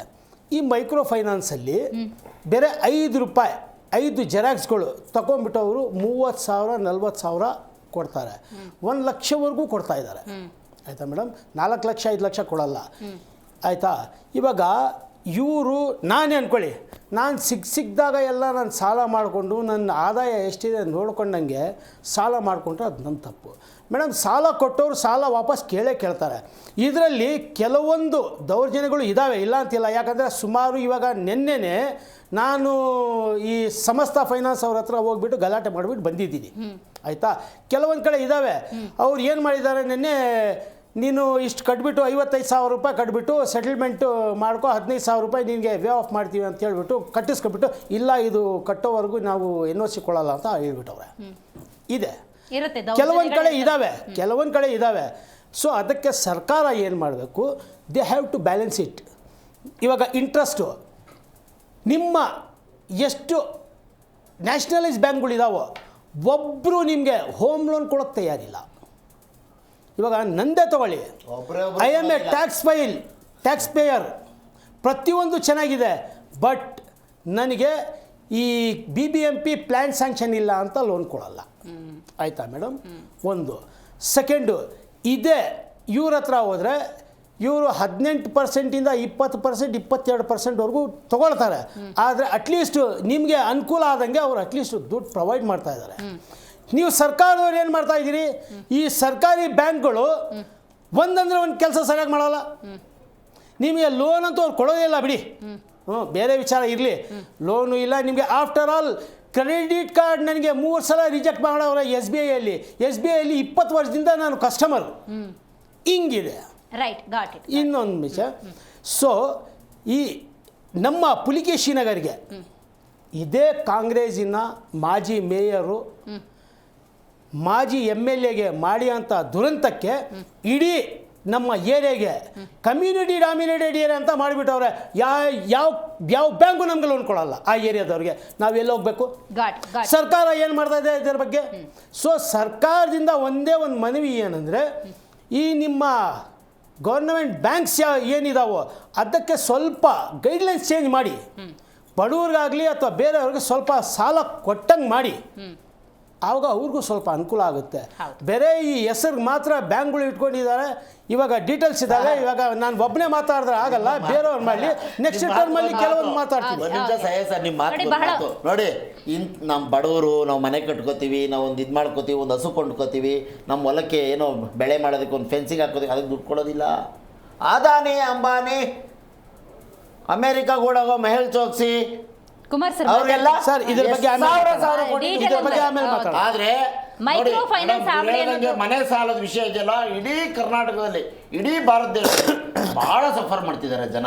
Got it. ನೋಡಿ, ಬ್ಯಾಂಕುಗಳಲ್ಲೇ ಸರಿಯಾದ ಮಟ್ಟಿಗಿನ ಸಾಲ ಸೌಲಭ್ಯ ಅನ್ನೋದಿತ್ತು ಅನ್ನೋದಾಗಿದ್ದರೆ ಮೈಕ್ರೋ ಫೈನಾನ್ಸ್ ಹಾವಳಿ ಅನ್ನೋದು ಹೆಚ್ಚಾಗ್ತಿರ್ಲಿಲ್ಲ. ಸೊ ಅಂಥದ್ದೇ ಪರ್ಯಾಯ ವ್ಯವಸ್ಥೆಗಳು RBIನಿಂದ ಅನುಮತಿಯನ್ನು ಪಡ್ಕೊಂಡೆ ಈ ಫೈನಾನ್ಸ್ಗಳು ನಡೆಯುತ್ತೆ. ಬಟ್ ಇಲ್ಲಿ ಜೀವ ಹಿಂಡುವಂಥ ಕೆಲಸ ಆಗುತ್ತೆ ನೋಡಿ, ಅದಕ್ಕೆ ಬ್ರೇಕ್ ಆಗಬೇಕು. ಅದಕ್ಕೆ ಸರ್ಕಾರ ಏನು ಕ್ರಮ ತಗೊಳುತ್ತೆ, ಅದಕ್ಕೆ ರಾಜ್ಯಪಾಲರು ಹೆಂಗೆ ಸೂಚನೆಯನ್ನು ಕೊಡ್ತಾರೆ ಅನ್ನೋದು ಬಹಳ ಮುಖ್ಯ. ನಾನು ಸೈಯದ್ ತಹಸೀನ್ ಅವರ ಮಾತನ್ನು ಯಾಕೆ ಒಪ್ಕೋಬೇಕು ಅಥವಾ ಗಮನಿಸಬೇಕು ಅಂತ ಹೇಳಿದ್ರೆ, ಯಾವುದೇ ಪ್ರಕರಣ ಅಂದಾಗ 2 ವಿಚಾರಗಳಿರ್ತವೆ. ಒಂದು ನಾಣ್ಯ ಅಂದಾಗ ಹೆಂಗೆ 2 ಮುಖಗಳಿರ್ತವೋ ಆಯಾಮದಲ್ಲಿ ನಾವು ನೋಡಬೇಕಾಗುತ್ತೆ. ಅದ್ರ ಬಗ್ಗೆ ಡೀಟೇಲ್ ಆಗಿ ಮಾತಾಡೋಣ. ರಾಜ್ಯದ ಜನರ ರಕ್ಷಣೆಗೆ ಮುಖ್ಯಮಂತ್ರಿ ಸಿದ್ದರಾಮಯ್ಯನವರು ಸುಗ್ರೀವಾಜ್ಞೆಯ ಮೂಲಕ ಮುಂದಾಗಿದ್ರು. ಆದರೆ ಅದನ್ನು ರಾಜ್ಯಪಾಲರು ಅಂಗೀಕರಿಸಿಲ್ಲ. ನನಗೆ BJP ವಕ್ತಾರ ಇದ್ರ ಬಗ್ಗೆ ಏನು ಹೇಳ್ತಾರೆ ಅನ್ನೋದು ಬಹಳ ಮುಖ್ಯ. ಯಾಕೆಂತ ಹೇಳಿದ್ರೆ, ರಾಜ್ಯಪಾಲರು ಕೊಟ್ಟಿರುವಂತಹ ಸಕಾರಣಗಳು ಅಂತ ಏನಿದ್ದಾವೆ ಇದನ್ನು ನಾವು ಗಮನಿಸಬೇಕಾಗತ್ತೆ. ಹಾಗಾಗಿ BJP ವಕ್ತಾರ ನೀವು ತಿಳಿಸ್ಬೇಕು. ರಾಜ್ಯಪಾಲರು ಕೊಟ್ಟಿರುವಂಥ ಕಾರಣಗಳ ಬಗ್ಗೆ ನಾನು ಉಲ್ಲೇಖ ಮಾಡೋದಾದರೆ, ಒಂದು ಪಾಯಿಂಟ್ ಹೇಳಿದ್ದಾರೆ ನೋಡಿ, ಸದ್ಯ ಚಾಲ್ತಿಯಲ್ಲಿರುವಂಥ ಕಾನೂನನ್ನು ಉಪಯೋಗಿಸಿಕೊಂಡು ಪೊಲೀಸ್ ಇಲಾಖೆ ಪರಿಸ್ಥಿತಿಯನ್ನು ನಿಯಂತ್ರಿಸಬಹುದು ಅಂತ ಹೇಳಿದ್ದಾರೆ. ಇದಕ್ಕೇನಂತೀರಿ? ನೋಡಿ ಮೇಡಮ್, ನಾನು ಆಗ್ಲೇ ಹೇಳ್ದಂಗೆ ಸುಗ್ರೀವಾಜ್ಞೆ ಜಾರಿಗೆ ತಂದಿರೋದು ಸರ್ಕಾರ, ಅದು ಅದನ್ನ ವೆಟ್ ಮಾಡ್ಲಿಕ್ಕೆ ಹೋಗಿರೋದು ರಾಜ್ಯಪಾಲರ ಹತ್ರ. ಸೊ ಅವ್ರು ಉತ್ತರ ಕೊಡ್ಬೇಕು ಇದಕ್ಕೆ. ಬಟ್ ಆದ್ರೂನು ನೀವು ರಾಜ್ಯಪಾಲರ ಯೋಚನೆಯಿಂದ ನೋಡೋದಾದ್ರೆ, ಅವ್ರು ಕೇಳಿದಾರೆ, ಹೌದು ಇಷ್ಟು ದಿವಸ ನೀವೇನೇನ್ ಕ್ರಮ ಕೈಗೊಂಡಿದ್ರಿ ಅಂತ, ಆಯ್ತಲ್ವಾ? ಸೊ ರಾಜ್ಯ ಸರ್ಕಾರ ಏನ್ ಕ್ರಮ ಕೈಗೊಂಡಿದೆ? ನಾನು ಆಗ್ಲೇ ಹೇಳ್ದಂಗೆ 7,80,000 ಪ್ರಕರಣಗಳು ಕಳೆದ 1.5 ಇಂದ 2 ವರ್ಷದಲ್ಲಿ ದಾಖಲಾಗಿವೆ ರಾಜ್ಯದಲ್ಲಿ. ಅಷ್ಟು ಪ್ರಕರಣಗಳು ದಾಖಲಾಗ್ತಾ ಇದ್ರು. ಇನ್ಫ್ಯಾಕ್ಟ್ ರಾಮನಗರ ಜಿಲ್ಲೆಯಲ್ಲಿ ಯಾರೊಬ್ರು ಮಹಿಳೆ ಪಾಪ ತನ್ನ ಕಿಡ್ನಿ ಮಾರ್ಕೊಂಡ್ರು ಯಾವ್ದಕ್ಕೆ, ಮೈಕ್ರೋ ಫೈನಾನ್ಸ್ ಸಾಲ ತೀರ್ಸಕ್ಕೋಸ್ಕರ ಅನ್ನೋ ಪ್ರಕರಣಗಳು ನಾನು ಮಾಧ್ಯಮಗಳಲ್ಲಿ ಓದಿದ್ದೆ. ಸೊ ಈ ಮಟ್ಟದ ಒಂದು ಈ ಮಟ್ಟದ ಒಂದು ಅಟ್ರಾಸಿಟಿ ಅವ್ರ ಮೇಲೆ ನಡಿಬೇಕಾದ್ರೆ, ಒಂದು ರಾಜ್ಯ ಸರ್ಕಾರವಾಗಿ ತನ್ನ ಕರ್ತವ್ಯ ನಿಭಾಯಿಸ್ತಾ ಕಳೆದ 20 ತಿಂಗಳುಗಳಲ್ಲಿ ಪ್ರಶ್ನೆ ಕೇಳಿದ ರಾಜ್ಯಪಾಲರು. ಅದಕ್ಕೆ ರಾಜ್ಯ ಸರ್ಕಾರ ಉತ್ತರ ಕೊಡ್ಲೇಬೇಕು, ಏನ್ ಮಾಡಿದ್ರು ಅಂತ ಹೇಳಿ. ಇದು ಒಂದು ಪಾಯಿಂಟ್. ಎರಡನೇ ಪಾಯಿಂಟಿಗೆ ಬರ್ತೀನಿ ನೋಡಿ. ಬಡವರಿಗೂ ತೊಂದರೆ ಆಗತ್ತೆ ಎನ್ನುವಂತ ಕಾರಣವನ್ನ ಕೊಟ್ಟಿದ್ದಾರೆ. ಈಗೇನೋ ಸುಗ್ರೀವಾಜ್ಞೆ ಅಂತ ಹೊರಟೋಗ್ಬಿಟ್ರೆ, ಆ ನಿರ್ಧಾರಕ್ಕೆ ನಾವು ರಾಜ್ಯ ಸರ್ಕಾರ ಮುಂದಾದರೆ, ನಾನು ಅದಕ್ಕೆ ಅಪ್ರೂವಲ್ ಕೊಟ್ಟುಬಿಟ್ರೆ, ಇದು ಮೈಕ್ರೋ ಫೈನಾನ್ಸ್ಗಳ ಮೇಲೆ ನೆಗೆಟಿವ್ ಇಂಪ್ಯಾಕ್ಟ್ ಬೀಳುತ್ತೆ. ಆ ನೆಗೆಟಿವ್ ಇಂಪ್ಯಾಕ್ಟ್ ಡೈರೆಕ್ಟ್ಲಿ ಯಾರಿಗೆ ಇಂಪ್ಯಾಕ್ಟ್ ಮಾಡುತ್ತೆ ಅಂದರೆ ಬಡವರಿಗೆ ಅನ್ನೋದು ರಾಜ್ಯಪಾಲರ ವಾದ ಅಥವಾ ಅವರ ವಿಚಾರ. ಏನು ಹೇಳ್ತಿರೋದ್ರ ಬಗ್ಗೆ? ಹೌದಾ? ಅಕ್ಸೆಪ್ಟ್ ಮಾಡ್ಬೋದಾ ಇದನ್ನ? ಅದನ್ನ ರಾಜ್ಯಪಾಲರ ಉದ್ದೇಶ ಏನಿರ್ಬೋದು? ನಾನು ಹೇಳೋದಲ್ಲ, ಇದು ರಾಜ್ಯಪಾಲರ ಯಾವ ಉದ್ದೇಶ ಇಟ್ಕೊಂಡು ಆ ಪ್ರಶ್ನೆ ಕೇಳಿದ್ರೆ ನನಗೆ ಗೊತ್ತಿಲ್ಲ ನಿಜವಾಗ್ಲೂ. ಅದನ್ನ ಆನ್ಸರ್ ಮಾಡ್ಬೇಕಾದ್ರೆ ರಾಜ್ಯ ಸರ್ಕಾರ ಅವ್ರು ಯಾವ ತರ ಕೇಳಿರ್ಬೋದು ಅಂದ್ರೆ, ಮುಂದಿನ ದಿನಗಳಲ್ಲಿ ಸಪೋಸ್ ಮೈಕ್ರೋ ಫೈನಾನ್ಸ್ ಕಂಪನಿಗಳು ಕ್ಲೋಸ್ ಮಾಡ್ಕೊಂಡು ಹೋಗ್ಬಿಟ್ರೆ ಅನ್ನೋ ಅರ್ಥದಲ್ಲಿ ಯಾರು ಕೇಳಿದಾರ ಗೊತ್ತಿಲ್ಲ ನನಗೆ, ಅವ್ರು ಯಾವ ಅರ್ಥದಲ್ಲಿ ಕೇಳಿದಾರೆ ಅಂತ ಹೇಳ್ಬಿಟ್ಟು. ಅದನ್ನ ರಾಜ್ಯ ಸರ್ಕಾರನೇ ಉತ್ತರ ಕೊಡ್ಬೇಕು. ನಾನು ಆಗ್ಲೇ ಹೇಳ್ದಂಗೆ ಭಾರತೀಯ ಜನತಾ ಪಕ್ಷ ಈ ಮೈಕ್ರೋ ಫೈನಾನ್ಸ್ ಕಿರುಕುಳಕ್ಕೆ ಒಳಗಾದ ಕುಟುಂಬಗಳ ಜೊತೆ ಇದ್ದೇ ಇದೆ. ಇನ್ಫ್ಯಾಕ್ಟ್ ನಮ್ಮ ವಿರೋಧ ಪಕ್ಷದ ನಾಯಕರು ನಿನ್ನೆ ಕೂಡ ಮಂಡ್ಯದಲ್ಲಿ ಒಂದು ಕುಟುಂಬಕ್ಕೆ ಭೇಟಿ ನೀಡಿ ಆತ್ಮಹತ್ಯೆ ಮಾಡ್ಕೊಂಡವ್ರಿಗೆ ಸಾಂತ್ವನ ಹೇಳ್ಬಿಟ್ಟು ಬಂದಿದ್ದಾರೆ. ಸೊ ನಾವೇ ಹೋರಾಟ ಮಾಡಿದ್ವಿ, ನಾವೇ ಪ್ರತಿಭಟನೆ ಮಾಡಿದ್ವಿ. ನಾವು ಸರ್ಕಾರಕ್ಕೂ, ಸಿದ್ದರಾಮಯ್ಯ ಸರ್ಕಾರಕ್ಕೂ ಆಗ್ರಹ ಮಾಡ್ತೀವಿ, ರಾಜ್ಯಪಾಲರ ಕೇಳಿರುವಂತಹ ಒಂದು ಪ್ರಶ್ನೆಗಳಿಗೆ ಆದಷ್ಟು ಬೇಗ ಉತ್ತರಿಸಿ, ಅಲ್ಲೇ ಹೋಗಿ ಕುತ್ಕೊಂಡು ಕ್ಲಾರಿಫೈ ಮಾಡಿ, ನೀವು ತಂದಿರುವಂತಹ ಸುಗ್ರೀವಾಜ್ಞೆ ಅವರಿಗೆ ಮನವರಿಕೆ ಮಾಡಿಕೊಟ್ಟು ಅಲ್ಲೇ ಉತ್ತರ ಕೊಟ್ಟು ಆದಷ್ಟು ಬೇಗ ಈ ಜನಗಳಿಗೆ ನ್ಯಾಯ ಸಿಗುವಂಗೆ ಮಾಡಿ. ಇದನ್ನ ನಾವು ರಾಜ್ಯಪಾಲರಿಗೂ ಆಗ್ರಹಿಸ್ತೀವಿ ಅದೇ ಬಿಜೆಪಿ. ಇನ್ನೊಂದು ಪಾಯಿಂಟ್, ಈಗ ನೋಡಿ, ಸಾಲ ಅನ್ನೋದು ತಪ್ಪಲ್ಲ, ಬಟ್ ಹಾಸಿಗೆ ಇದ್ದಷ್ಟು ಕಾಲು ಚಾಚಬೇಕು ಅನ್ನುವಂಥ ವಾದವನ್ನು ಹಲವರು ಮಂಡಿಸ್ತಿರ್ತಾರೆ. ಸಾಲ ತಗೊಳ್ಳೋದು ತಪ್ಪಲ್ಲ, ಕೊಡೋದು ತಪ್ಪಲ್ಲ. ಇದರ ನಡುವೆ ದಂಡ ಶಿಕ್ಷೆ ಅನ್ನೋ ವಿಚಾರಕ್ಕೆ ಬಂದಾಗ ರಾಜ್ಯ ಸರ್ಕಾರ 10 ವರ್ಷ ಶಿಕ್ಷೆ 5 ಲಕ್ಷ ದಂಡ ಅನ್ನೋದನ್ನು ರಾಜ್ಯಪಾಲರು ವಿರೋಧಿಸಿದ್ದಾರೆ. ಇದ್ರ ಬಗ್ಗೆ ಅಲ್ಲ, ಅದಕ್ಕೆ ವಿರೋಧ ಅನ್ನೋದಕ್ಕಿಂತ ನನಗೆ ಕ್ಲಾರಿಫಿಕೇಶನ್ ಕೇಳಿದಾರೆ ಅಂತ ಹೇಳ್ತೀನಿ ನಾನು. ಬಿಕಾಸ್ ಪ್ರತಿಯೊಂದು ಪ್ರಶ್ನೆಗಳಿಗೂ ಕ್ಲಾರಿಫಿಕೇಶನ್ ಕೇಳಿರೋದು ಅವರು. ಸೊ ಇದನ್ನ ರಾಜ್ಯ ಸರ್ಕಾರ ಸನ್ಮಾನ್ಯ HK ಪಾಟೀಲ್ ಇದ್ದಾರೆ, ಅವರು ಯಾರು ನಮ್ಮ ಕಾನೂನು ಸಚಿವರು. ಸೊ ಅವ್ರು ಇದಕ್ಕೆ ಉತ್ತರಿಸಬೇಕು. ಸೊ ಅವರು ಯಾವ ರೀತಿ ರಾಜ್ಯಪಾಲರಿಗೆ ಮನದಟ್ಟು ಮಾಡಿ ಕನ್ವಿನ್ಸ್ ಮಾಡ್ತಾರೆ ಅನ್ನೋದ್ರ ಮೇಲೆ ಡಿಪೆಂಡ್ ಆಗುತ್ತೆ. ಇನ್ನೆರಡು ವಿಷಯಗಳ ಬಗ್ಗೆ ನಿಮ್ಮ ಹತ್ರ ನನಗೆ ಕ್ಲಾರಿಟಿ ಬೇಕು. ಹೋದ್ರೆ ಅವರೇ ಮಾಡ್ಕೊಳ್ಳೋದು. ರೈಟ್. ಹಂಗಂತ RBIನ ರೂಲ್ಸ್ ಅಂತ ಏನಿದೆ ಅದನ್ನ ಈ ಮೈಕ್ರೋ ಫೈನಾನ್ಸ್ಗಳು ಫಾಲೋ ಮಾಡ್ತಿದ್ದಾವ ಅಂತ ಪ್ರಶ್ನೆ ಬರುತ್ತೆ. ಏನ್ ಹೇಳ್ತಿರೋದ್ರ ಬಗ್ಗೆ? ನೋಡಿ, ಇಲ್ಲಿ registered micro finance, unregistered micro finance ಹೇಳಿದ್ದಾರೆ. ಸೊ ಯಾವ್ದು ರಿಜಿಸ್ಟರ್ಡ್ ಇದೆಯೋ ಮೈಕ್ರೋ ಫೈನಾನ್ಸ್, ಆಬ್ವಿಯಸ್ಲಿ ಅದು RBI ಆಗ್ಬೋದು. RBI ಏನ್ ಮಾಡಿದೆ, ಡೆಲಿಗೇಟ್ ಮಾಡಿದೆ ಒಂದಷ್ಟು ಅಸೋಸಿಯೇಷನ್ ಗಳಿಗೆ, ಕೆಲವೊಂದು ಜಿಲ್ಲೆಗಳಿಗೆ, ಕೆಲವೊಂದು ರಾಜ್ಯಗಳಿಗೆ, ಸೌತ್ ಇಂಡಿಯಾಗೆ ಎಲ್ಲಾನು. ಸೊ ಅವ್ರ ಸೂಪರ್ದಿನಲ್ಲಿ ಬರುತ್ತೆ, RBI ಸೂಪರ್ದಿನಲ್ಲಿ ಬರುತ್ತೆ. ಇಲ್ಲಿ ಅನ್ರಿಜಿಸ್ಟರ್ಡ್ ಆಗಿರೋದನ್ನ ಯಾರು ಮಾನಿಟರ್ ಮಾಡಬೇಕು? ರಾಜ್ಯ ಸರ್ಕಾರ ಮಾನಿಟರ್ ಮಾಡಬೇಕು, ಪೊಲೀಸ್ ಇಲಾಖೆ ಮಾನಿಟರ್ ಮಾಡಬೇಕು, ಗೃಹ ಇಲಾಖೆ ಮಾನಿಟರ್ ಮಾಡಬೇಕು. ಆ ಮಾನಿಟರಿಂಗ್ ಆಗಿದ್ಯಾ ಆಗಿಲ್ವಾ, ಈ ಪ್ರಶ್ನೆಗಳೆಲ್ಲ ಬಂದಿದ್ದಾವೆ. ನೀವು ಸ್ಟೇಟ್ ಗವರ್ಮೆಂಟ್ ಬಗ್ಗೆ ಮಾತಾಡ್ತೀರಿ, ಸ್ಟೇಟ್ ಗವರ್ಮೆಂಟ್ ಸೆಂಟ್ರಲ್ ಗವರ್ಮೆಂಟ್ ಬಗ್ಗೆ ಮಾತಾಡುತ್ತೆ. ಇಲ್ಲೇ ದ್ವಂದ್ವ ಇರೋದು ಮೋಹನ್ ಅವರೇ. ಇಲ್ಲ, ಇಲ್ಲಿ ಬ್ಲೇಮ್ ಗೇಮ್ ಬೇಡ. ನಾನು ಹೇಳೋದು ಇಷ್ಟೇ ಮೇಡಮ್, ಫೈನಲಿ ಬ್ಲೇಮ್ ಗೇಮ್ ಬೇಡ. ಬಿಕಾಸ್ ಯಾಕಂದ್ರೆ ತೊಂದರೆ ಆಗಿರೋದಂತೂ ನಿಜ ಜನಕ್ಕೆ. ಸೊ ಜನಕ್ಕೆ ತೊಂದರೆ ಆಗಿರೋದ್ರಿಂದ ನಾವು ಆಗ್ರಹ ಮಾಡೋದು ಅಷ್ಟೇನೆ. ಏನೇ ಡಿಫ್ರೆನ್ಸ್ ಇದ್ರು ಅವ್ರು ಕೇಳಿರುವಂತ ಪ್ರಶ್ನೆಗಳಿಗೆ ಇವ್ರು ಆದಷ್ಟು ಬೇಗ ಕ್ಲಾರಿಫಿಕೇಶನ್ ಕೊಟ್ಟು ನಾವು ಆಗ್ರಹಿಸ್ತೀವಿ ಸರ್ಕಾರಕ್ಕೂ ಅಷ್ಟೇ, ರಾಜ್ಯಪಾಲರಿಗೂ ಅಷ್ಟೇ, ಆದಷ್ಟು ಬೇಗ ಇವ್ರಿಗೆಲ್ಲ ನ್ಯಾಯ ಸಿಗ್ಲಿ ಅಂತ ಅಷ್ಟೇ. ಮತ್ತಿನ್ನೇನು ಇಲ್ಲ ಇದರಲ್ಲಿ. ಏನೇ ಪ್ರಶ್ನೆಗಳು ಇರ್ಬೋದು ಅದರಲ್ಲಿ. ರೈಟ್. ನೀವು ಹೇಳಿದ ಪಾಯಿಂಟ್ಗೆ ಬರ್ತೀನಿ. ನೋ ಬ್ಲೇಮ್ ಗೇಮ್ ಅನ್ನೋದಾದ್ರೆ ಸ್ವಲ್ಪ ಮಾರ್ಪಾಡುಗಳನ್ನ ಸುಗ್ರೀವಾಜ್ಞೆಯಲ್ಲಿ ರಾಜ್ಯ ಸರ್ಕಾರ ಮಾಡಿಕೊಂಡ್ರೆ ರಾಜ್ಯಪಾಲರು ಎಸ್ ಅನ್ನೋ ಚಾನ್ಸಸ್ ಎಷ್ಟಿರಬಹುದು ಅಂತೀರಿ? ಅದು ರಾಜ್ಯಪಾಲರಿಗೆ ಆಮೇಲೆ ಸರ್ಕಾರಕ್ಕೆ ಬಿಟ್ಟಿದ್ದು. ನಾವಾಗಲೇ ಹೇಳ್ದಂಗೆ ಸರ್ಕಾರ ಆದಷ್ಟು ಬೇಗ ರಾಜ್ಯಪಾಲರ ಜೊತೆ ಹೋಗಿ ಕುತ್ಕೊಂಡು ಇಷ್ಟೊಂದು ಆಲ್ರೆಡಿ ಹೋಗ್ಬೇಕಿತ್ತು ಅವರು. ಇದು ಕೇಳಿದ ತಕ್ಷಣ ಪ್ರಶ್ನೆಗಳನ್ನ ಇಮಿಡಿಯೇಟ್ ಆಗಿ ಅಲ್ಲೋಗಿ ಕುತ್ಕೊಂಡು ಗವರ್ನರ್ ಜೊತೆ ಕುತ್ಕೊಂಡು ಚರ್ಚೆ ಮಾಡಿ ಅವ್ರು ಕೇಳಿದಂತ ಪ್ರಶ್ನೆಗಳಿಗೆ ಅಲ್ಲೇ ಕ್ಲಾರಿಫಿಕೇಶನ್ ಮಾಡಿ ಕ್ಲಾರಿಫೈ ಮಾಡ್ಬೇಕಿತ್ತು. ಅದನ್ನ ಆದಷ್ಟು ಬೇಗ ಮಾಡ್ಬೇಕು ಅಂತ ನಾವು ಆಗ್ರಹಿಸ್ತೀವಿ ಅಷ್ಟೇ. Right. Thank you so much Zee Kannada ನ್ಯೂಸ್ನ ಈ ಸಂವಾದದಲ್ಲಿ ಭಾಗಿಯಾಗಿ ನಿಮ್ಮ ವಿಚಾರವನ್ನು ತಿಳಿಸ್ಕೊಟ್ಟಿದ್ದಕ್ಕಾಗಿ. ರೈಟ್. ಕುಮಾರ್ ಅವ್ರು ಹೇಳಬೇಕು, RBI ಅಂದಾಗ RBI ಅನುಮತಿಯನ್ನು ಪಡ್ಕೊಂಡೆ ಇಲ್ಲಿ ಮೈಕ್ರೋ ಫೈನಾನ್ಸ್ಗಳು ನಡೀತವೆ ಅನ್ನೋದಾದರೆ RBI ಒಂದಷ್ಟು ರೂಲ್ಸ್ ಆ್ಯಂಡ್ ರೆಗ್ಯುಲೇಷನ್ಸ್ನ ಹಾಕಿರುತ್ತೆ.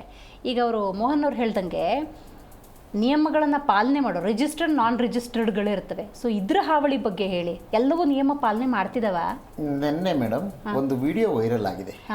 ಶಿರಾದ ಪೊಲೀಸ್ ಠಾಣೆಯ ಆರಕ್ಷಕ ನಿರೀಕ್ಷಕರು ಆ ಜಿಲ್ಲೆಯಲ್ಲಿ ತಾಲೂಕು ಶಿರಾದಲ್ಲಿ ಫೈನಾನ್ಸ್ ಕೊಡ್ತಿರೋರೆಲ್ಲರನ್ನು ಮೀಟಿಂಗ್ ಕರೆದಿದ್ದಾರೆ. ಸೂಪರ್. ಓಕೆ. ಫುಲ್ ಒಂದು ಬೈಲಲ್ಲಿ ಕುರ್ಚಿ ಹಾಕಿ ಅವ್ರು ಗೌರವಿತವಾಗಿ ಕಾಫಿ ಟೀ ಕೊಟ್ಟು ಮೈಕ್ರೋ ಫೈನಾನ್ಸ್ ದುಡ್ಡು ಕೊಡ್ತಿದ್ದೀರಪ್ಪ, ನೀವೇನು ಆಧಾರದಲ್ಲಿ ಕೊಡ್ತಿದ್ದೀರಿ, ನೀವೆಲ್ಲಿ ನಿಮ್ಮ ಕಚೇರಿ ಇದೆ, ಯಾವ ಥರದಲ್ಲಿ ನೀವು ಯಾವ ಥರ ಅಪಾಯಿಂಟ್ ಆಗಿದ್ದೀರಿ, ನಿಮ್ಮ ಉದ್ಯೋಗ ಏನು, ನಿಮ್ಮ ಇಡೀ ಪೂರ್ತಿ ಡೀಟೇಲ್ನ ಸ್ಟೇಷನ್ಗೆ ತಂದು ಒದಗಿಸ್ಬೇಕು. ಸೂಪರ್. ನಮಗೆ ನಿಮ್ಮಿಂದ ತೊಂದರೆ ಆಗ್ತಿದೆ, ಪೊಲೀಸರಿಗೆ ತೊಂದರೆ ಆಗ್ತಿದೆ, ನಿಮ್ಮಿಂದ ಜನರು ಬಂದು ಕೇಳ್ತಿದ್ದಾರೆ, ನಾವು ಉತ್ತರ ಕೊಡೋಕ್ಕಾಗ್ತಿಲ್ಲ. ನೀವು ಫೈನಾನ್ಸ್ ಮಾಡೋರು, ಮೈಕ್ರೋ ಫೈನಾನ್ಸ್ ಮಾಡೋರು RBI ಗೈಡ್ಲೈನ್ಸ್ ಪ್ರಕಾರ ಇದ್ದರೆ ಕಮರ್ಷಿಯಲ್ ಜಾಗದಲ್ಲಿ ಒಂದು ಆಫೀಸ್ ಓಪನ್ ಮಾಡಿ ಒಂದು ಬೋರ್ಡ್ ಹಾಕೊಂಡು ಮಾಡಬೇಕು. ನೀವು ಮಾಡ್ತಿರೋದೆಲ್ಲಿ? ಜನವಸತಿ ಪ್ರದೇಶದಲ್ಲಿ, ಜನವಸತಿ ಇರಬೇಕಾಗಿರೋ ಮನೆಗಳಲ್ಲಿ ನಿಮ್ಮ ಫೈನಾನ್ಸ್ ಆಫೀಸನ್ನ ಇಟ್ಕೊಂಡು ಜನರಿಗೆ ಕಿರುಕುಳ ಕೊಡ್ತಿದ್ದೀರಿ ಅಂತ ಕೇಳಿದ್ದಾರೆ. ಇದು ಭಾಳ ಇಂಪಾರ್ಟೆಂಟ್ ಪಾಯಿಂಟು.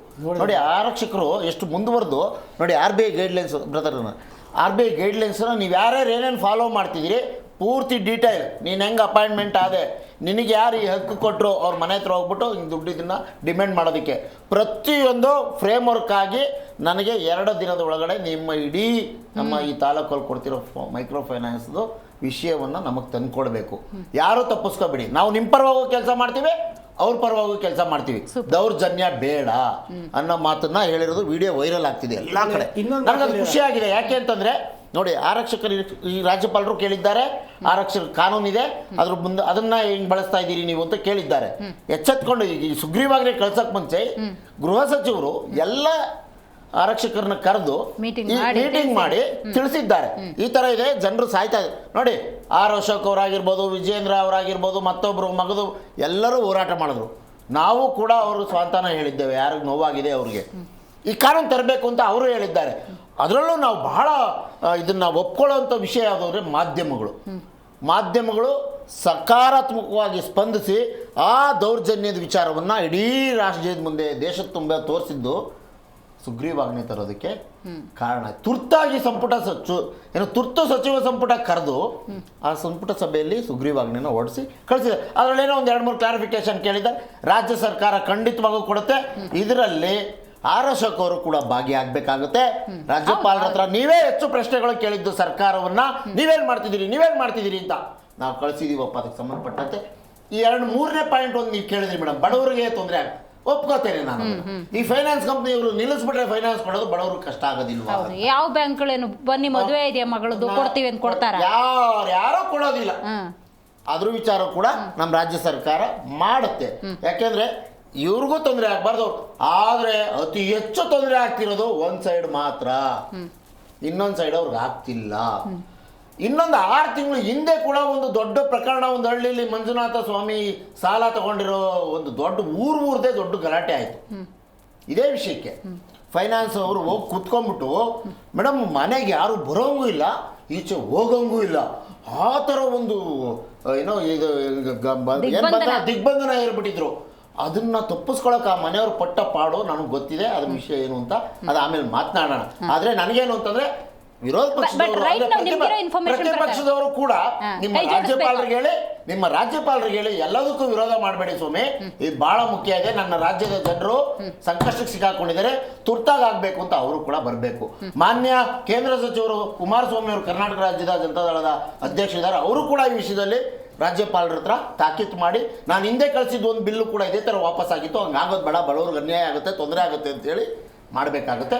ನಾವು ಅದಕ್ಕೆ ಸಂಬಂಧಪಟ್ಟಂತೆ ಏನು ಅವರು ಕೇಳಿದ್ದಾರೆ ಕ್ಲಾರಿಫಿಕೇಶನ್ಸ್, ಅದು ಕೊಡೋಕೆ ನಾವು ಸಿದ್ಧ ಇದ್ದೇವೆ. ರೈಟ್. ಇರ್ಷಾದ್ ಅವರೇ, ಮೇಡಮ್ ಆವಾಗಲೇ BJP ಅವರು ಕಾಂಗ್ರೆಸ್ ಅವರೆಲ್ಲ ಹೇಳ್ತಾ ಇದು ಕೇಳ್ತಾ ಇದ್ರೆ ಹೆಂಗ್ ಅನ್ಸುತ್ತೆ ಅಂದ್ರೆ, ಇಲ್ಲಿ ಕೂತ್ಕೊಂಡು ಮಾತಾಡೋದು ಬಹಳ ಈಸಿ, ಆದ್ರೆ ಅದಕ್ಕೆ ಗ್ರೌಂಡಿಗೆ ತಗೊಂಡ್ ಬರೋದು ಅಷ್ಟೇ ಕಷ್ಟ ಇದೆ. ಏನ್ ಗೊತ್ತಾ, ಕೂತ್ಕೊಂಡು ಹೇಳೋದಿಲ್ಲ, ಜನರಿಗೆ ತೊಂದರೆ ಆಗ್ತಾ ಇದ್ರೆ ನಿಜವಾಗ್ಲೂ ತೊಂದರೆ ಆಗ್ತಾ ಇದ್ರೆ ಅದಕ್ಕೋಸ್ಕರ ಏನ್ ಕ್ರಮಗಳು ತಗೊಂಡಿದ್ದೀರಾ ಅಂತ ಯೋಚನೆ ಮಾಡಬೇಕು. ಬೇರೆದಕ್ಕೆಲ್ಲ ಗವರ್ನರ್ ಹತ್ರ ಹೋಗ್ತಾರೆ BJP ಅವರು, ಇಂಥ ಒಳ್ಳೆ ಇಶ್ಯೂಗೆ ಹೋಗೋಕ್ಕಾಗಲ್ಲ ನಾ BJP ಅವ್ರಿಗೆ. ಯಾರಿಗಾದ್ರೂ ಒಂದು CM ಮೇಲೆ ಏನಾದ್ರೂ ಒಂದು ಇದು ಬರ್ಬೇಕಂದ್ರೆ ಡೈರೆಕ್ಟ್ ಆಗಿ ಗವರ್ನರ್ಗೆ ಹೋಗಿ ಭೇಟಿ ಮಾಡ್ತಾರೆ. ಇಂಥ ಇಶ್ಯೂಗೆ ಹೋಗ್ಬೇಕು, ಆವಾಗಲೇ ಜನ ಮೆಚ್ಚೋದು. ಇಲ್ಲ ಅಪೋಸಿಷನ್ ಅಲ್ಲಿ ಇರೋರು ಒಳ್ಳೆಯವರು, ಸರ್ಕಾರ ಕೆಲಸ ಮಾಡಿಲ್ಲ ಅಂದ್ರೆ ಅಪೋಸಿಷನ್ ಇದು ಮಾಡುತ್ತೆ ಅಂತ. ಆದ್ರೆ ಅಪೋಸಿಷನ್ ಅವ್ರು ಏನು ಬರೀ ರಾಜಕೀಯ ಮಾಡಕ್ಕೆ ಅವ್ರಿಗೆ ಟೈಮ್ ಇಲ್ಲ. ಜನರ ಸಮಸ್ಯೆ ನೋಡ್ಬೇಕಂದ್ರೆ ಮೊದಲು ಇವ್ರ ಸಮಸ್ಯೆಗಳಿಂದ ಆಚೆ ಬರಬೇಕು. ಇಲ್ಲಿ ಕರ್ನಾಟಕದಲ್ಲಿ ಇರೋ ಸಮಸ್ಯೆಗಳು ಹೆಂಗಿದೆ ಅಂದ್ರೆ, ಜನರ ಬಗ್ಗೆ ಯಾರಿಗೂ ಟೆನ್ಷನ್ನೇ ಇಲ್ಲ. ಮೈಕ್ರೋ ಫೈನಾನ್ಸ್ ಆದ್ರೂ ಆಗಲಿ, ಜನ ಸುಸೈಡ್ ಆದ್ರೂ ಮಾಡ್ಕೊಳ್ಳಿ, ಏನಾದ್ರೂ ಮಾಡ್ಕೊಂಡು ಹೋಗ್ಲಿ. ಇವಾಗ ಗವರ್ನರ್ ಅವ್ರು ಕೇಳಿದ್ರು 3 ಲಕ್ಷದ ಮೇಲೆ ಜಾಸ್ತಿ ಕೊಟ್ರೆ ಇದಾಗುತ್ತೆ ಅಂತ. ಡಿಜಿಟಲ್ ಇಂಡಿಯಾ ಅಂತ ಬಡ್ಕೊಂತಿರಲ್ಲ ಎಲ್ಲರೂ. ಇವಾಗ ಮೈಕ್ರೋ ಫೈನಾನ್ಸ್ ಅವರು ಅದ್ರ ಮೇಲೆ ಕೆಲಸ ಮಾಡಬೇಕು. ಒಂದು ಆಧಾರ್ ಮೇಲೆ 50,000 ರೂಪಾಯಿ ಕೊಟ್ಟಿದೀವಿ ಅಂದ್ರೆ ಆ ಆಧಾರ್ ಯಾವ್ದಾದ್ರು ತಗೊಂಡಾಗ ಇದಾಗ್ಲಿ ತೋರಿಸ್ಬೇಕು ತಗೊಂಡಿದ್ದಾರೆ ಅಂತ. ಆದ್ರೆ ಯಾರೋ ಸಾಲ ಕೇಳಕ್ ಬರ್ತಾರಂತ ಲಕ್ಷ ಎತ್ತಿ ಸಾಲಗಳು ಕೊಟ್ಬಿಟ್ಟು ಇವಾಗ ಸಾಲ ಕಟ್ತಾ ಇಲ್ಲ ಅಂತ ಅವ್ರ ಮನೆ ಹತ್ರ ಹೋಗ್ಬಿಟ್ಟು ಅವ್ರಿಗೆ ತೊಂದರೆಗಳು ಕೊಟ್ಟು ಅವ್ರು ಸೂಸೈಡ್ ಮಾಡ್ಕೊಂಡು ಮನೆ ಬಿಟ್ಟು ಓಡೋಗೋ ಥರ ಮಾಡ್ತಾ ಇದ್ರೆ ಇದಕ್ಕೆಲ್ಲ ನೋಡ್ಕೊಂಡು ಕೂತ್ಕೊಂಡಿದ್ರೆ ಚೆನ್ನಾಗಿ ಅನ್ಸಲ್ಲ ಮೇಡಮ್. ಸರ್ಕಾರನೂ ಅಷ್ಟೇ ಜವಾಬ್ದಾರಿಯಿಂದ ಕೆಲಸ ಮಾಡಬೇಕು. ಇವಾಗ ಕೇಳಿದಾರಿಲ್ಲ, ಜನರಿಗೆ ಬೇಕಾಗಿರೋ ಗವರ್ನರ್ ಅವ್ರ ಪ್ರಶ್ನೆ ಮಾಡಿದ್ರೆ ಅದಕ್ಕೆ ಉತ್ತರ ಬೇಗ ಕೊಡಬೇಕು. ಇದಕ್ಕೆ ಇನ್ನ ಟೈಮ್ ತಗೊಂಡು ನಾವು ನೋಡ್ತೀವಿ, ನಾವು ರಾಜಕೀಯ ಮಾಡ್ತೀವಿ ಬೇಡ, ಬಂದಿದೆ ಇಲ್ಲ ಫಾಸ್ಟಾಗಿ ಉತ್ತರ ಕೊಡಿ. ಇಲ್ಲಾಂದ್ರೆ ಏನಿದೆ ಅದು ಕೂತ್ಕೊಂಡು ಚರ್ಚೆ ಮಾಡಿ. ಅಪೋಸಿಷನ್ ಅವ್ರಿಗೆ ಹೋಗಿ ಯಾವ್ದಾವ್ದಕ್ಕೋ ನೀವು ಅಪೋಸಿಷನ್ ಅವ್ರಿಗೆ ಮೀಟಿಂಗ್ ಕರೀತೀರಾ, ಒಳ್ಳೆ ಜನರಿಗೆ ಕಷ್ಟ ಆಗ್ತಾ ಇದೆ ಅಂತ ತಾನೇ ಗವರ್ನರ್ ಅವ್ರು ಹೇಳ್ತಾ ಇರೋದು. ಇವ್ರಿಗೂ ಸಮಸ್ಯೆ ಆಗ್ಬಾರ್ದು, ಅವ್ರಿಗೂ ಸಮಸ್ಯೆ ಆಗ್ಬಾರ್ದು, ಕರ್ಕೊಳ್ಳಿ, ಎಲ್ಲರಿಗೂ ಕೂತ್ಕೊಂಡು ಚರ್ಚೆ ಮಾಡಿ ಆದಷ್ಟು ಬೇಗ ಮೊದಲು ಕ್ಲಿಯರ್ ಮಾಡಿ. ಇದು ನೀವು ಹೇಳೋ ಸ್ಪೀಡಲ್ಲಿ ಹೋಗೋದಾರೆ 1 ಅವರ್ ಕೆಲಸ ಇದೆ ಅಷ್ಟೇ ಮೇಡಮ್. ಮಾಡ್ಬೇಕಂತ ಮನ್ಸಿದ್ರೆ ಏನ್ ಬೇಕಾದ್ರೂ ಮಾಡ್ಬೋದು. ಸರ್ಕಾರ ಜನರಿಗೆ ಒಳ್ಳೇದ್ ಮಾಡ್ಬೇಕಂದ್ರೆ ನೈಟ್ 12 ಗಂಟೆಗೂ ಕೂತ್ಕೊಂಡು ಕೆಲಸ ಮಾಡಬೇಕು, ಮನ್ಸಲ್ಲಿ ಇರಬೇಕು. ಮನ್ಸಲ್ಲಿ ಒಂದು ಬಾಯಿಯಲ್ಲಿ ಒಂದು ಮಾತಿದ್ರೆ ನಿಜವಾಗ್ಲೂ ಮೇಡಮ್ ಯಾವ್ದು ಕೆಲಸಗಳಾಗಲ್ಲ ಮೇಡಮ್. Very nice. ಈ ಮೈಕ್ರೋ ಫೈನಾನ್ಸ್ ಹಾವಳಿಯಿಂದ ಸಾವಿನ ಸಂಖ್ಯೆ ಜಾಸ್ತಿ ಆಗ್ತಾ ಇದೆ, ರಾಜ್ಯದಲ್ಲಿ ಇದರ ತಾಂಡವಾಡ್ತಿದೆ, ಹಾವಳಿ ಹೆಚ್ಚಾಗಿದೆ ಅಂದಾಗ ರಾಜ್ಯ ಕಾಂಗ್ರೆಸ್ ಸರ್ಕಾರ ಒಂದು ಸ್ಟೇಟ್ಮೆಂಟನ್ನು ಕೊಡುತ್ತೆ, it is not in our control ಅಂತ ಹೇಳಿ. ಯಾಕಂದರೆ ಮೈಕ್ರೋ ಫೈನಾನ್ಸ್ಗಳು RBIನಿಂದನೇ ಅನುಮತಿಯನ್ನು ಪಡ್ಕೊಂಡು ಇಲ್ಲಿ ತಮ್ಮ ಫಿನಾನ್ಸ್ ಮಾಡ್ತಿರೋದ್ರಿಂದಾಗಿ ನಮಗೆ ಸುಗ್ರೀವಾಜ್ಞೆನೇ ಸೊಲ್ಯೂಷನ್ನು, ನಾವು ಅವ್ರ ಹತ್ರ ಹೋಗಿ ಮಾತಾಡೋಕ್ಕಾಗಲ್ಲ. ಈ ಥರದೊಂದು ಸಿಚುವೇಶನ್ ಅಂದರೆ ಅಡ್ಕತ್ರಲ್ಲಿ ಸಿಕ್ಕಾಕೊಂಡಂತಹ ಸನ್ನಿವೇಶ. ಅದರಲ್ಲೂ ಸುಗ್ರೀವಾಜ್ಞೆಗೆ ಬಂದಿದ್ದಾರೆ, ಸುಗ್ರೀವಾಜ್ಞೆಯ ಮೂಲಕ ಈ ಸಮಸ್ಯೆನ ಪರಿಹಾರ ಮಾಡೋದಕ್ಕೆ ಮುಂದಾಗಿದ್ದಾರೆ ಅಂದರೆ ರಾಜ್ಯಪಾಲರ ಸಪೋರ್ಟ್ ಅಂದಾಗ ನಾಟ್ 100% ಅನ್ನೋದು ಅನಿಸುತ್ತೆ.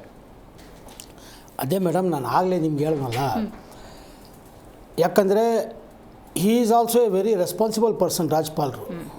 ಇವಾಗ ಓಕೆ ನೀವು ತೊಗೊಂಡು ಬಂದಿದ್ದೀರಿ, ನಾನು ಸೈನ್ ಮಾಡಿಬಿಡ್ತೀನಿ, ಮಾಡಿಬಿಟ್ಟು ಅಂತ ಇಟ್ಕೊಳ್ಳಿ. ಇವರೆಲ್ಲರೂ ಸೇರ್ಕೊಂಡು ಆಮೇಲೆ ಸುಪ್ರೀಂ ಕೋರ್ಟ್ಗೆ ಹೋಗ್ತಾರೆ. ಯಾರು ಈ ಫಿನಾನ್ಸ್ನವರು? ಹೌದು ಸರ್, ಈ ಸರ್ಕಾರ ನಮ್ಮ ವಿರುದ್ಧವಾಗಿ ಹಿಂಗೆ ಆ್ಯಕ್ಷನ್ ತೊಗೊಂಡಿದೆ, ಅದಕ್ಕೆ ರಾಜ್ಪಾಲರು ಅನುಮತಿ ಕೊಟ್ಬಿಟ್ಟಾರ ಅಂತ ಅಲ್ಲಿ ಹೋಗ್ಬಿಟ್ಟು ಅಲ್ಲಿಂದ ಸ್ಟೇ ತೊಗೊಂಡು ಬರ್ಬೋದು. ನೀವು ಹೈಕೋರ್ಟಿಗೆ ಹೋಗ್ಬೋದು. You have the chances. So ಅದ್ರ ಬದಲು ಯಾವುದಾದ್ರೂ ಒಂದು ಲಾ ಇಂಪ್ಲಿಮೆಂಟ್ ಆಗಬೇಕಂದ್ರೆ ಅದು ಫೇಲ್ಯೂರ್ ಆಗಬಾರ್ದು. ಕರೆಕ್ಟ್. ಸೊ ಅದರ ಪ್ರಕಾರ ನೀವು what ever it is balancing ಮಾಡಿಕೊಂಡು, ಇಲ್ಲ ಇವ್ರಿಗೆ ನೀವು ಹಿಂಗೆ ಏನಾದರೂ ಮಾಡಿದ್ರೆ ಹಿಂಗೆ ನಿಮ್ಗೆ ಶಿಕ್ಷೆ ಆಗ್ಬೋದು, ಏನಾದರೂ ಒಂದು ಡಿಸ್ಕಸ್ ಮಾಡಿ ಅದಕ್ಕೆ ಒಂದು ಸೊಲ್ಯೂಷನ್ ಮಾಡಿಕೊಂಡು ತಗೊಂಡವ್ರಿಗೂ ಅನ್ಯಾಯ ಆಗಬಾರ್ದು, ಕೊಟ್ಟವ್ರಿಗೂ ಅನ್ಯಾಯ ಆಗಬಾರ್ದು. ಯಾಕಂದರೆ ನಾನು ಆಗಲೇ ನಿಮ್ಗೆ ಹೇಳಿದೆ, ಮೈಕ್ರೋ ಫೈನಾನ್ಸ್ ಇತ್ತೀಚೆಗೆ ಅವ್ರ ಕಡೆಯಿಂದ ಅನುಕೂಲನೂ ಆಗ್ತಾಯಿದೆ, ಇಲ್ಲ ಅಂತ ಹೇಳೋಕ್ಕಾಗಲ್ಲ. 100% ಒಂದು 30% ದೌರ್ಜನ್ಯ ಆಗಿರ್ಬೋದು, ಬಟ್ 70% ಅಂತೂ ಅನುಕೂಲ ಆಗಿದೆ. ನಾವು ನೋಡ್ತಾ ಇದ್ದೀವಿ ವಿತೌಟ್ ಎನಿ ಗ್ಯಾರಂಟಿ. ಬೇರೆ ನಿಮ್ಮ ಆಧಾರ್ ಕಾರ್ಡ್ ಮೇಲೆ 1 ಲಕ್ಷ ರೂಪಾಯಿ ಅವ್ರು ಕೊಡ್ತಾ ಇದ್ದಾರೆ ಅಂದರೆ, ನೀವು ಇವಾಗ ಸ್ಟೇಟ್ ಬ್ಯಾಂಕ್ ಆಫ್ ಇಂಡಿಯಾಗೆ ಹೋಗಿ, ಕೆನರಾ ಬ್ಯಾಂಕ್ ಹೋಗಿ, ಯಾವುದಾದ್ರೂ ಬ್ಯಾಂಕಿಗೆ ಹೋಗಿ ಅವ್ರು 1 ರೂಪಾಯಿ ಕೊಡ್ತಾರೆ ನೋಡೋಣ, ಕೊಡಲ್ಲ. ಆಯಿತಾ ಮೇಡಮ್? ಈ ರೀತಿ ಇರುವಾಗ ನೋಡಿ, ಎಷ್ಟೋ ಜನ ತೊಗೊಂಡು ಅಂಗಡಿಗಳು ನಡೆಸ್ತಾ ಇದ್ದಾರೆ, ಆಟೋಗಳು ತೊಗೊಂಡಿದ್ದಾರೆ, ಬದುಕಕ್ಕೆ ಏನೋ ಒಂದು ಲೇಡೀಸ್ ಏನು ಮಾಡ್ತಾ ಇದ್ದಾರೆ, ಒಂದು ಬಿಸ್ನೆಸ್ ಮಾಡ್ಕೊಂಡಿದ್ದಾರೆ. ಆಯಿತಾ ಮೇಡಮ್? ಹಿಂಗಿದೆ. ಆಮೇಲೆ ಇದಕ್ಕಿಂತ ಜಾಸ್ತಿ ಡೇಂಜರಸ್, ಇದಕ್ಕಿಂತ ಮೈಕ್ರೋ ಫೈನಾನ್ಸ್ಗಿಂತ ಜಾಸ್ತಿ ಡೇಂಜರಸ್ ಆಗಿರೋದು ಬಡ್ಡಿ ವ್ಯವಹಾರ. ಹೌದು. ಮೀಟರ್ ಬಡ್ಡಿ, ಡೈಲಿ ಬಡ್ಡಿ, ಚಕ್ರ ಬಡ್ಡಿ. ಅದು ಹೆಂಗಿದೆ ಅಂದರೆ ನಮ್ಮ ಏರಿಯಾದಲ್ಲಿ, ಬೇರೆಯವ್ರ ಕತೆ ನನಗೆ ಗೊತ್ತಿಲ್ಲ, ನಿಮಗೆ 5-10 ಅನ್ನೋದು ಕೇಳಿಸೋದೇ ಇಲ್ಲ. 20% 30%. ಏನು 1000 ರೂಪಾಯಿಗೆ 300 ರೂಪಾಯಿ, 1000 ರೂಪಾಯಿಗೆ 300 ರೂಪಾಯಿ. ರೌಡಿಗಳಿಗೆ ಇಟ್ಕೊಂಡಿದ್ದಾರಲ್ಲ ಸರ್, ರೌಡಿಗಳಿಗೆ. ಇದು ವ್ಯಾಲಿಡ್ ಪಾಯಿಂಟ್. ಒಂದು ನಿಮಿಷ ಕರೆಕ್ಟ್ ನೀವು ಹೇಳ್ತಿರೋದು ಹೇಳಿ. ರೌಡಿಗಳಿಗೆ MLAಗಳು ಸಪೋರ್ಟು. ಹಿಂಗಿರುವಾಗ ಪೊಲೀಸವ್ರ ಹತ್ರ ಪೊಲೀಸವ್ರದ್ದು ಹೆಂಗಿದೆ ಅಂದರೆ, ಬಡವರದೇ ಅದು ಹೇಳೋಕ್ಕಾಗಲ್ಲ ಇಲ್ಲಿ. ಆ ಒಂದು ಮಾತು ಹೇಳಿಬಿಟ್ಟು ಬದಿತೀನಿ ನೋಡು, ಹಂಗೆ ಮಾಡ್ತೀನಿ ನೋಡಿ, ಹಿಂಗೆ ಮಾಡ್ತೀನಿ ಕೊಡೋ ದುಡ್ಡು. ಯಾಕಂದರೆ ಇಲ್ಲಿಂದ ರೋಲ್ ಕಾಲ್ ಬರುತ್ತಲ್ಲ, ಹಿಂಗೆ ಪೊಲೀಸವ್ರದ್ದು. ಯಾವುದೇ ಕಾರಣಕ್ಕೂ ಪೊಲೀಸವರು ಕಿವಿಗೆ ಹಾಕ್ಕೊಳ್ಳಲ್ಲ. ಯಾರಾದರೂ ಸಾಯಬೇಕು, ಮೇಲ್ಗಡೆಯಿಂದ ಪ್ರೆಷರ್ ಬರಬೇಕು, ಆವಾಗ ಎಚ್ಚರಿಸ್ಕೊಳ್ಳೋದು ಇವರು. ಪೊಲೀಸ್ ಸಪೋರ್ಟು, MLAಗಳು ಸಪೋರ್ಟು ಇರೋದ್ರಿಂದ ಈ ಬಡ್ಡಿ ಹೇಳ್ತಾ ಇದ್ದೀನಲ್ಲ ಮೇಡಮ್, 20%, 30%, 5%, 3% ಅನ್ನೋದು ಇಲ್ಲವೇ ಇಲ್ಲ, ಸೀನೇ ಇಲ್ಲ. 10% ಇಲ್ಲ. 20%, 30%, 30 ರೂಪಾಯಿ, 20 ರೂಪಾಯಿ ವಾರದ ಬಡ್ಡಿ. ಆಮೇಲೆ ನೀವು ಏನಾದರೂ ವಾರದ ಬಡ್ಡಿ ಕಟ್ಟಿಲ್ಲ ಅಂದರೆ ಅದಕ್ಕೆ ಪೆನಲ್ಟಿ ಅಂತ ಬೇರೆ. ಈ ವಾರ ನೀವು ದುಡ್ಡು ಕಟ್ಟೋಕ್ಕಾಗಿಲ್ಲ 1000 ರೂಪಾಯಿ, ಅದಕ್ಕೆ ಎಷ್ಟೋ ಪೆನಲ್ಟಿ, ಅದಕ್ಕೆ ಪೆನಲ್ಟಿ. ಹಿಂಗಿದೆ. ಸೊ ಇವ್ರಿಗೆ ಫಸ್ಟು ಲಂಗು ಲಗಾಮ್ ಆಗಬೇಕು. ಹೌದು. ಇವ್ರ ಮೇನು. ನನ್ನ ಮನೆ ಹತ್ರ ಹೆಚ್ಚು ಕಡಿಮೆ 4 ಜನ ಫ್ಯಾಮ್ಲಿ ಎಲ್ಲೋಗಿದೆ ಅಂತ ಗೊತ್ತಿಲ್ಲ. ಹೆಸರು ಬೇಕಾದರೂ ಹೇಳ್ಬಿಡ್ತೀನಿ. ಬಾಲಿ ತಬರೇಜ್ ಅಂತ, ಆಮೇಲೆ ಚಕ್ರಮಂಡಿಯಲ್ಲಿ ಯಾರೋ ಇಬ್ಬರು ಲೇಡೀಸ್ ಇದ್ದಾರೆ, ಹೆಸರು ಮರ್ತೋಗಿದ್ದೀನಿ ನಾನು. ಆ ಲೇಡೀಸು ರೌಡಿಗಳ ಕೈಗೆ ಇಟ್ಕೊಂಡು ವ್ಯವಹಾರ ಮಾಡ್ತಾ ಇರೋದು. ಫ್ಯಾಮ್ಲಿ ನೈಟ್ ಎಲ್ಲೋಗಿದೆ ಅಂತ ಗೊತ್ತಿಲ್ಲ. ನನಗೆ ಗೊತ್ತಿರೋದು ಇಷ್ಟು 4-5 ಜನ. ಇಡೀ ನಮ್ಮ DJ ಹಳ್ಳಿಯಲ್ಲಿ ಎಷ್ಟು ಜನ ಓಡೋಗಿದಾರೋ ಗೊತ್ತಿಲ್ಲ. ಹಂಗಿದೆ ಮೇಡಮ್. ಸೊ ಸರ್ಕಾರದಿಂದ ನನ್ನ ಮನವಿ ಏನಂದರೆ, ಒಂದು ಈ ನಮ್ಮ ನ್ಯಾಷನಲೈಸ್ ಬ್ಯಾಂಕ್ಗಳಿಗೆ ಒಂದು ಆದೇಶ ಮಾಡಬೇಕು. ಇವ್ರ ಅಥಾರಿಟಿಯಲ್ಲಿ ಇದೆ, ಒಂದು ಆದೇಶ ಮಾಡಬೇಕು. ಮಿನಿಮಮ್ ಡಾಕ್ಯುಮೆಂಟೇಷನ್ ಮೇಲೆ, ಒಂದು ಮಿನಿಮಮ್ ಸೆಕ್ಯೂರಿಟಿ ಮೇಲೆ ಬಡವರಿಗೆ ಲೋನ್ ಕೊಡಿ ಅಂತ ಒಂದು ಮಾಡಿದ್ರೆ, ಆಮೇಲೆ ಇವ್ರಿಗೆ ಈ ನಾನು ಹೇಳ್ದಲ್ಲ ಬಡ್ಡಿ ವ್ಯವಹಾರ, ಅವರು ಪಕ್ಕ ಇಲ್ಲಿಗಲ್ಲು, ಒಬ್ಬರ ಹತ್ರ ಲೈಸೆನ್ಸ್ ಇಲ್ಲ, ಇವ್ರಿಗೆ ಫಸ್ಟ್ ಒಳಗಾಗಬೇಕು. Super, right, got it. Kumar ಅವರೇ, ಇವತ್ತು ನನಗೇನು ಖುಷಿ ಆಯಿತು ಅಂದರೆ ಪಕ್ಷಾತೀತವಾಗಿ ಮಾತಾಡ್ತಾ ಇದ್ದೀರಿ. ನೀವು ಯಾರೇ ಆದರೂ ಕೂಡ ಜನರ ಪರವಾಗಿ ಮಾತಾಡ್ತಿದ್ದೀರಿ. ಕಾಂಗ್ರೆಸ್, BJP, JDS ಅಂತ ಮಾತಾಡ್ತಾ ಪೊಲಿಟಿಕ್ಸ್ ಮಾಡೋಕ್ಕಾಗಲ್ಲ ಮೇಡಮ್. Very nice. ಬಟ್ ಅವ್ರು ಹೇಳಿದ ಪಾಯಿಂಟಿಗೆ ಬರೋದಾದರೆ, ಈಗ ನೋಡಿ 10,000 ರೂಪಾಯಿ ತಗೊಂಡಿರೋದಕ್ಕೆ 50,000 ಕಟ್ಟೋದು ಅಂದ್ರೆ ಅದು ಎಂಥ ದೌರ್ಜನ್ಯ. ಮತ್ತು ರೌಡಿಗಳನ್ನು ಇಟ್ಕೊಂಡೆಲ್ಲ ಮಾಡ್ತಾರೆ ಅನ್ನೋದಾದರೆ, ಈಗ ಸರ್ಕಾರಕ್ಕೆ ಈ 5 ಲಕ್ಷ ದಂಡ ಹಾಕಿ 10 ವರ್ಷ ಜೈಲಿಗೆ ಹಾಕೋದು ಉತ್ತಮ ಅಂತ ಅನ್ಸ್ಬಿಡಲ್ವೇ? Correct point. ಹಾಂ, ನಮ್ಮ JDS ವಕ್ತಾರರು ಒಂದು ವ್ಯಾಲಿಡ್ ಪಾಯಿಂಟನ್ನು ರೈಸ್ ಮಾಡಿದ್ರು. ನಂಗೆ ಭಾಳ ಸಂತೋಷ ಆಯಿತು. ಗೂಂಡಾಗಳನ್ನು ಇಟ್ಕೊಂಡು ಫೈನಾನ್ಸ್ ಕಂಪನಿಗಳು ಧರ್ಮಸ್ಥಳ ಸಾಲದ್ದು ಹೇಳಿದ್ನಲ್ಲ ಮೇಡಮ್, ಅದು ಅದೇ ಮೇಡಮ್. ಎಂಥ ಗೂಂಡಾಗಳು ಅವರು ಅಂದರೆ ತೀರದು ಅವ್ರ ಕಷ್ಟ. ಸಾಲ ಕಟ್ಟಿ ಲಕ್ಷ ಮತ್ತೆ ಅಷ್ಟೇ ದುಡ್ಡು ಕಟ್ಟಬೇಕು, ಅವರು ಋಣಮುಕ್ತರಾಗಬೇಕು ಅಂತಂದರೆ ಎಲ್ಲಿಂದ ತರೋದು ಮೇಡಮ್ ಅವರು? ಆ ಬಡ್ಡಿ ಹೇಳಿ ಸರ್. ಮೇಡಮ್, ಈ ಕಂಪನಿಗಳು ರಿಕವರಿ ಯಾರು ಕೊಟ್ಟಿದ್ದಾರೆ ಗೊತ್ತಿಲ್ಲ. ಯಾರು ಕೊಟ್ಟಿದ್ದಾರೆ? ಯಾರು? ಅವರು ಫೋನ್ ಮಾಡಿಬಿಟ್ಟು ಎಂಥ ಹೊಲ್ಸ್ ಭಾಷೆಯಲ್ಲಿ ಮಾತಾಡ್ತಾರೆ ಗೊತ್ತಾ? ಬೇಕಾದ್ರೆ ನಾನು ಈಗಲೇ ರೆಕಾರ್ಡಿಂಗ್ ತರಿಸ್ತೀನಿ. ಅಂಥ ಹೊಲ್ಸ್ ಭಾಷೆ. ನಾನು ಪೊಲೀಸ್ ಅವನು ಅಂತಾನೆ, ನಾನು ಲಾಯರ್ ಅವನು ಅಂತಾನೆ. ಪೊಲೀಸ್ಗೂ ಈ ಫೈನಾನ್ಸ್ಗೂ ಯಾವ ಲೆಕ್ಕನೂ ಇಲ್ಲ, ಅದು ನಮಗೂ ಗೊತ್ತು. ಏನಿದ್ರು ಸಿವಿಲ್ ಮ್ಯಾಟ್ರ್ ಇದು. ಅವ್ನು ಓಪನ್ ಫೋನ್ ಮಾಡಿಬಿಟ್ಟೆ ನಾನು ಪೊಲೀಸಿಂದ ಮಾತಾಡ್ತಾ ಇದ್ದೀನಿ ಅಂತಾನೆ. ಇನ್ನೊಬ್ಬ ನಾನು ಲಾಯರ್. ಮೇಡಮ್, ಅವ್ರ ಭಾಷೆ ಹೆಂಗಿದೆ ಅಂದರೆ ನಾನು ಹೇಳೋಕ್ಕಾಗಲ್ಲ, ಇಲ್ಲಿ ಹೇಳೋಕ್ಕಾಗಲ್ಲ ನಾನು, ಆ ರೀತಿ ಇದೆ. ನೋಡಿ, ಈಗ ಏನಾಗ್ತಿದೆ, ಈ ಫೈನಾನ್ಸ್ ಕೊಡೋರು RBI ಗೈಡ್ಲೈನ್ಸ್ ಪ್ರಕಾರ ಇದ್ದರೆ ನೀವು ನೌಕರಿಗೆ ತಗೊಳ್ಳೋರು ಎಂಥವ್ರು ಅಂತ ಹೋಗ್ಬೇಕು. ನಾನು ಆಗಲೇ ಒಂದು ಶಿರಾ ಇದು ಪೊಲೀಸ್ ಇಲಾಖೆಯ ಆರಕ್ಷಕ ನಿರೀಕ್ಷಕರು ತೆಗೆದುಕೊಂತಿರೋ ಕ್ರಮಗಳ ಬಗ್ಗೆ ನೀವು ಹೇಳಿದ ಪಾಯಿಂಟಿಗೆ ಬರೋದಾದ್ರೆ ಪ್ರತಿ ಡಿಸ್ಟ್ರಿಕ್ಟ್ ಪೊಲೀಸ್ನವ್ರು ಆ ಥರ ಸ್ಟ್ಯಾಂಡ್ ತೆಗೆದುಕೋಬೇಕು. ಅವರು ಕಚೇರಿಯಲ್ಲಿ ಕುತ್ಕೊಂಡಿರಬಾರ್ದು, ರಸ್ತೆಗೆ ಬರಬೇಕು. ಪ್ರತಿದಿನ ಸಾಯಂಕಾಲ ರೌಂಡ್ಸ್ ಹೋಗ್ಬೇಕು. ರೌಂಡ್ಸ್ ಹೋಗೋದು ಹೇಗೆ ಅಂತಂದ್ರೆ ಲಾಠಿ ಇಟ್ಕೊಂಡು ಹೋಗ್ಬೇಕು. ಈಗ ಗಾಂಜಾ ದಂಧೆ ಅವೆಲ್ಲ ಜಾಸ್ತಿ ಆಗಿರೋದು ಇವರು ರೌಂಡ್ಸ್ ಹೋಗ್ತಾ ಇರೋದು. ಬರೀ ಸಿ ಕ್ಯಾಮ್ರಾ ಇಲ್ಲಿರುತ್ತೆ, ಅವ್ರು ಇಲ್ಲಿ ಮಾಡ್ತಿರ್ತಾನೆ. ಅದು ಇಲ್ಲಿ ತೋರಿಸ್ತಿರುತ್ತೆ, ಅವ್ನು ಇಲ್ಲಿ ವ್ಯವಹಾರ ಮಾಡ್ತಿರ್ತಾನೆ. ಹಿಂಗಾದ್ರೆ ಹೇಗೆ ಮೇಡಮ್? ಹಂಗಲ್ಲ. ಆರಕ್ಷಕ ನಿರೀಕ್ಷಕರು ಸರಿಯಾದ ರೀತಿಯಲ್ಲಿ ಕರ್ತವ್ಯ ನಿರ್ವಹಿಸದೇ ಆದರೆ ಕರ್ನಾಟಕದಲ್ಲಿ ಇಂಥ ಅವ್ಯವಹಾರಗಳು ಬೆಳೆಯೋದಕ್ಕೆ ಸಾಧ್ಯನೇ ಇಲ್ಲ. ನೋಡಿ, GA ಬಾವ ಅಂತವ್ರಿದ್ರು, ಅಬ್ದುಲ್ ಅಜೀಮ್ ಅಂತವ್ರಿದ್ರು, ಮತ್ತೆ ಇವರು ನಮ್ಮ ರಿಟೈರ್ಡ್ IAS ಆಫೀಸರು ಇವರು ಸಾಂಗ್ಲಿಯಾನ ಅಂತವ್ರಿದ್ರು.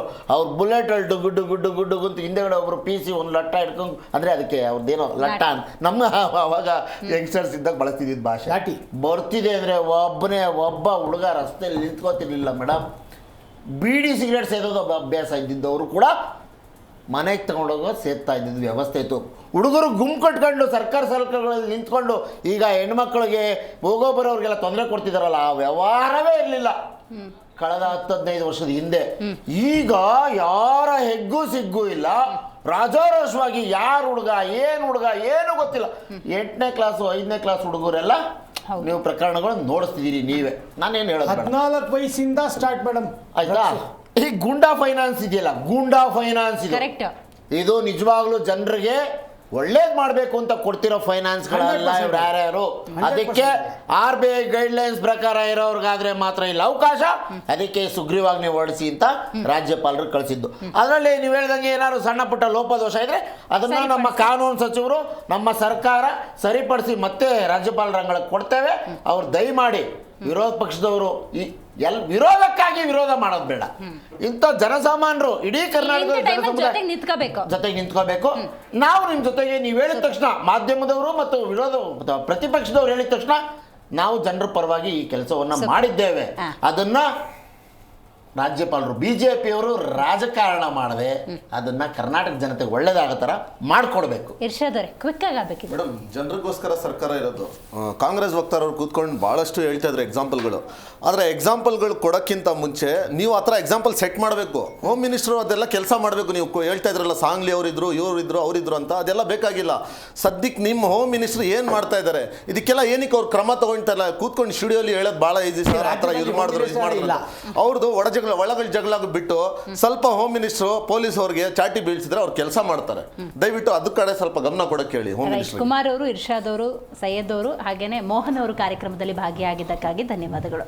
ಇವತ್ತಿನ ವಿಷಯ ನಾವು ಇಟ್ಕೊಂಡಿದ್ದು ಮೈಕ್ರೋ ಫೈನಾನ್ಸ್ ಹಾವಳಿ, ಅದಕ್ಕೆ ಸುಗ್ರೀವಾಜ್ಞೆಗೆ ರಾಜ್ಯಪಾಲರ ರಿಪ್ಲೈ. ಒಂದು ಖುಷಿ ಏನಾಯಿತು ಅಂತ ಹೇಳಿದ್ರೆ ಪಕ್ಷಾತೀತವಾಗಿ ಮಾತಾಡಿದ್ದಾರೆ. ನಾನು ಕಾಂಗ್ರೆಸ್, ನಾನು JDS, ನಾನು BJP, ನಾನು AAP ಅಂತ ಯಾರೂ ಕೂಡ ಮಾತಾಡಲಿಲ್ಲ. ಜನರ ಹಿತದೃಷ್ಟಿಯಿಂದ ಇವತ್ತಿನ ಅಷ್ಟೂ ವಕ್ತಾರರು ರಾಜ್ಯ ಸರ್ಕಾರ ಒಂದು ಕ್ರಮವನ್ನು ತಗೊಳ್ತಾ ಇದೆ. ಅಫ್ಕೋರ್ಸ್ ಏನಾದರೂ ಲೋಪದೋಷಗಳಿದ್ರೆ ಅದನ್ನು ರಾಜ್ಯಪಾಲರು ಕ್ಲಾರಿಫಿಕೇಶನ್ ಕೇಳಿದ್ದಾರೆ. ಅದನ್ನು ಆದಷ್ಟು ಬೇಗ ಕೊಡ್ತೀವಿ, ರಾಜ್ಯದ ಜನರ ಹಿತ ಕಾಯ್ತೀವಿ, ಅದಕ್ಕೆ ವಿರೋಧ ಪಕ್ಷದವರ ಸಹಕಾರ ಬೇಕು ಅಂತ ಹೇಳಿದ್ರು. ಇದನ್ನು ನಿಜವಾದ ರಾಜಕೀಯ ಅಂತೀವಿ. ಈ ನಿಟ್ಟಿನಲ್ಲಿ ಜನಪ್ರತಿನಿಧಿಗಳು ಪ್ರತಿಯೊಂದು ನಿರ್ಧಾರವನ್ನು ತಗೊಳ್ಳಿ ಎನ್ನುವಂತಹ ಆಶಯದೊಂದಿಗೆ ಇವತ್ತಿನ ಕಾರ್ಯಕ್ರಮವನ್ನು ಮುಗಿಸೋಣ. ನೋಡ್ತಾ ಇರಿ ಜಿ ಕನ್ನಡ ನ್ಯೂಸ್, ಸತ್ಯವೇ ಸುದ್ದಿಯ ಜೀವಾಳ.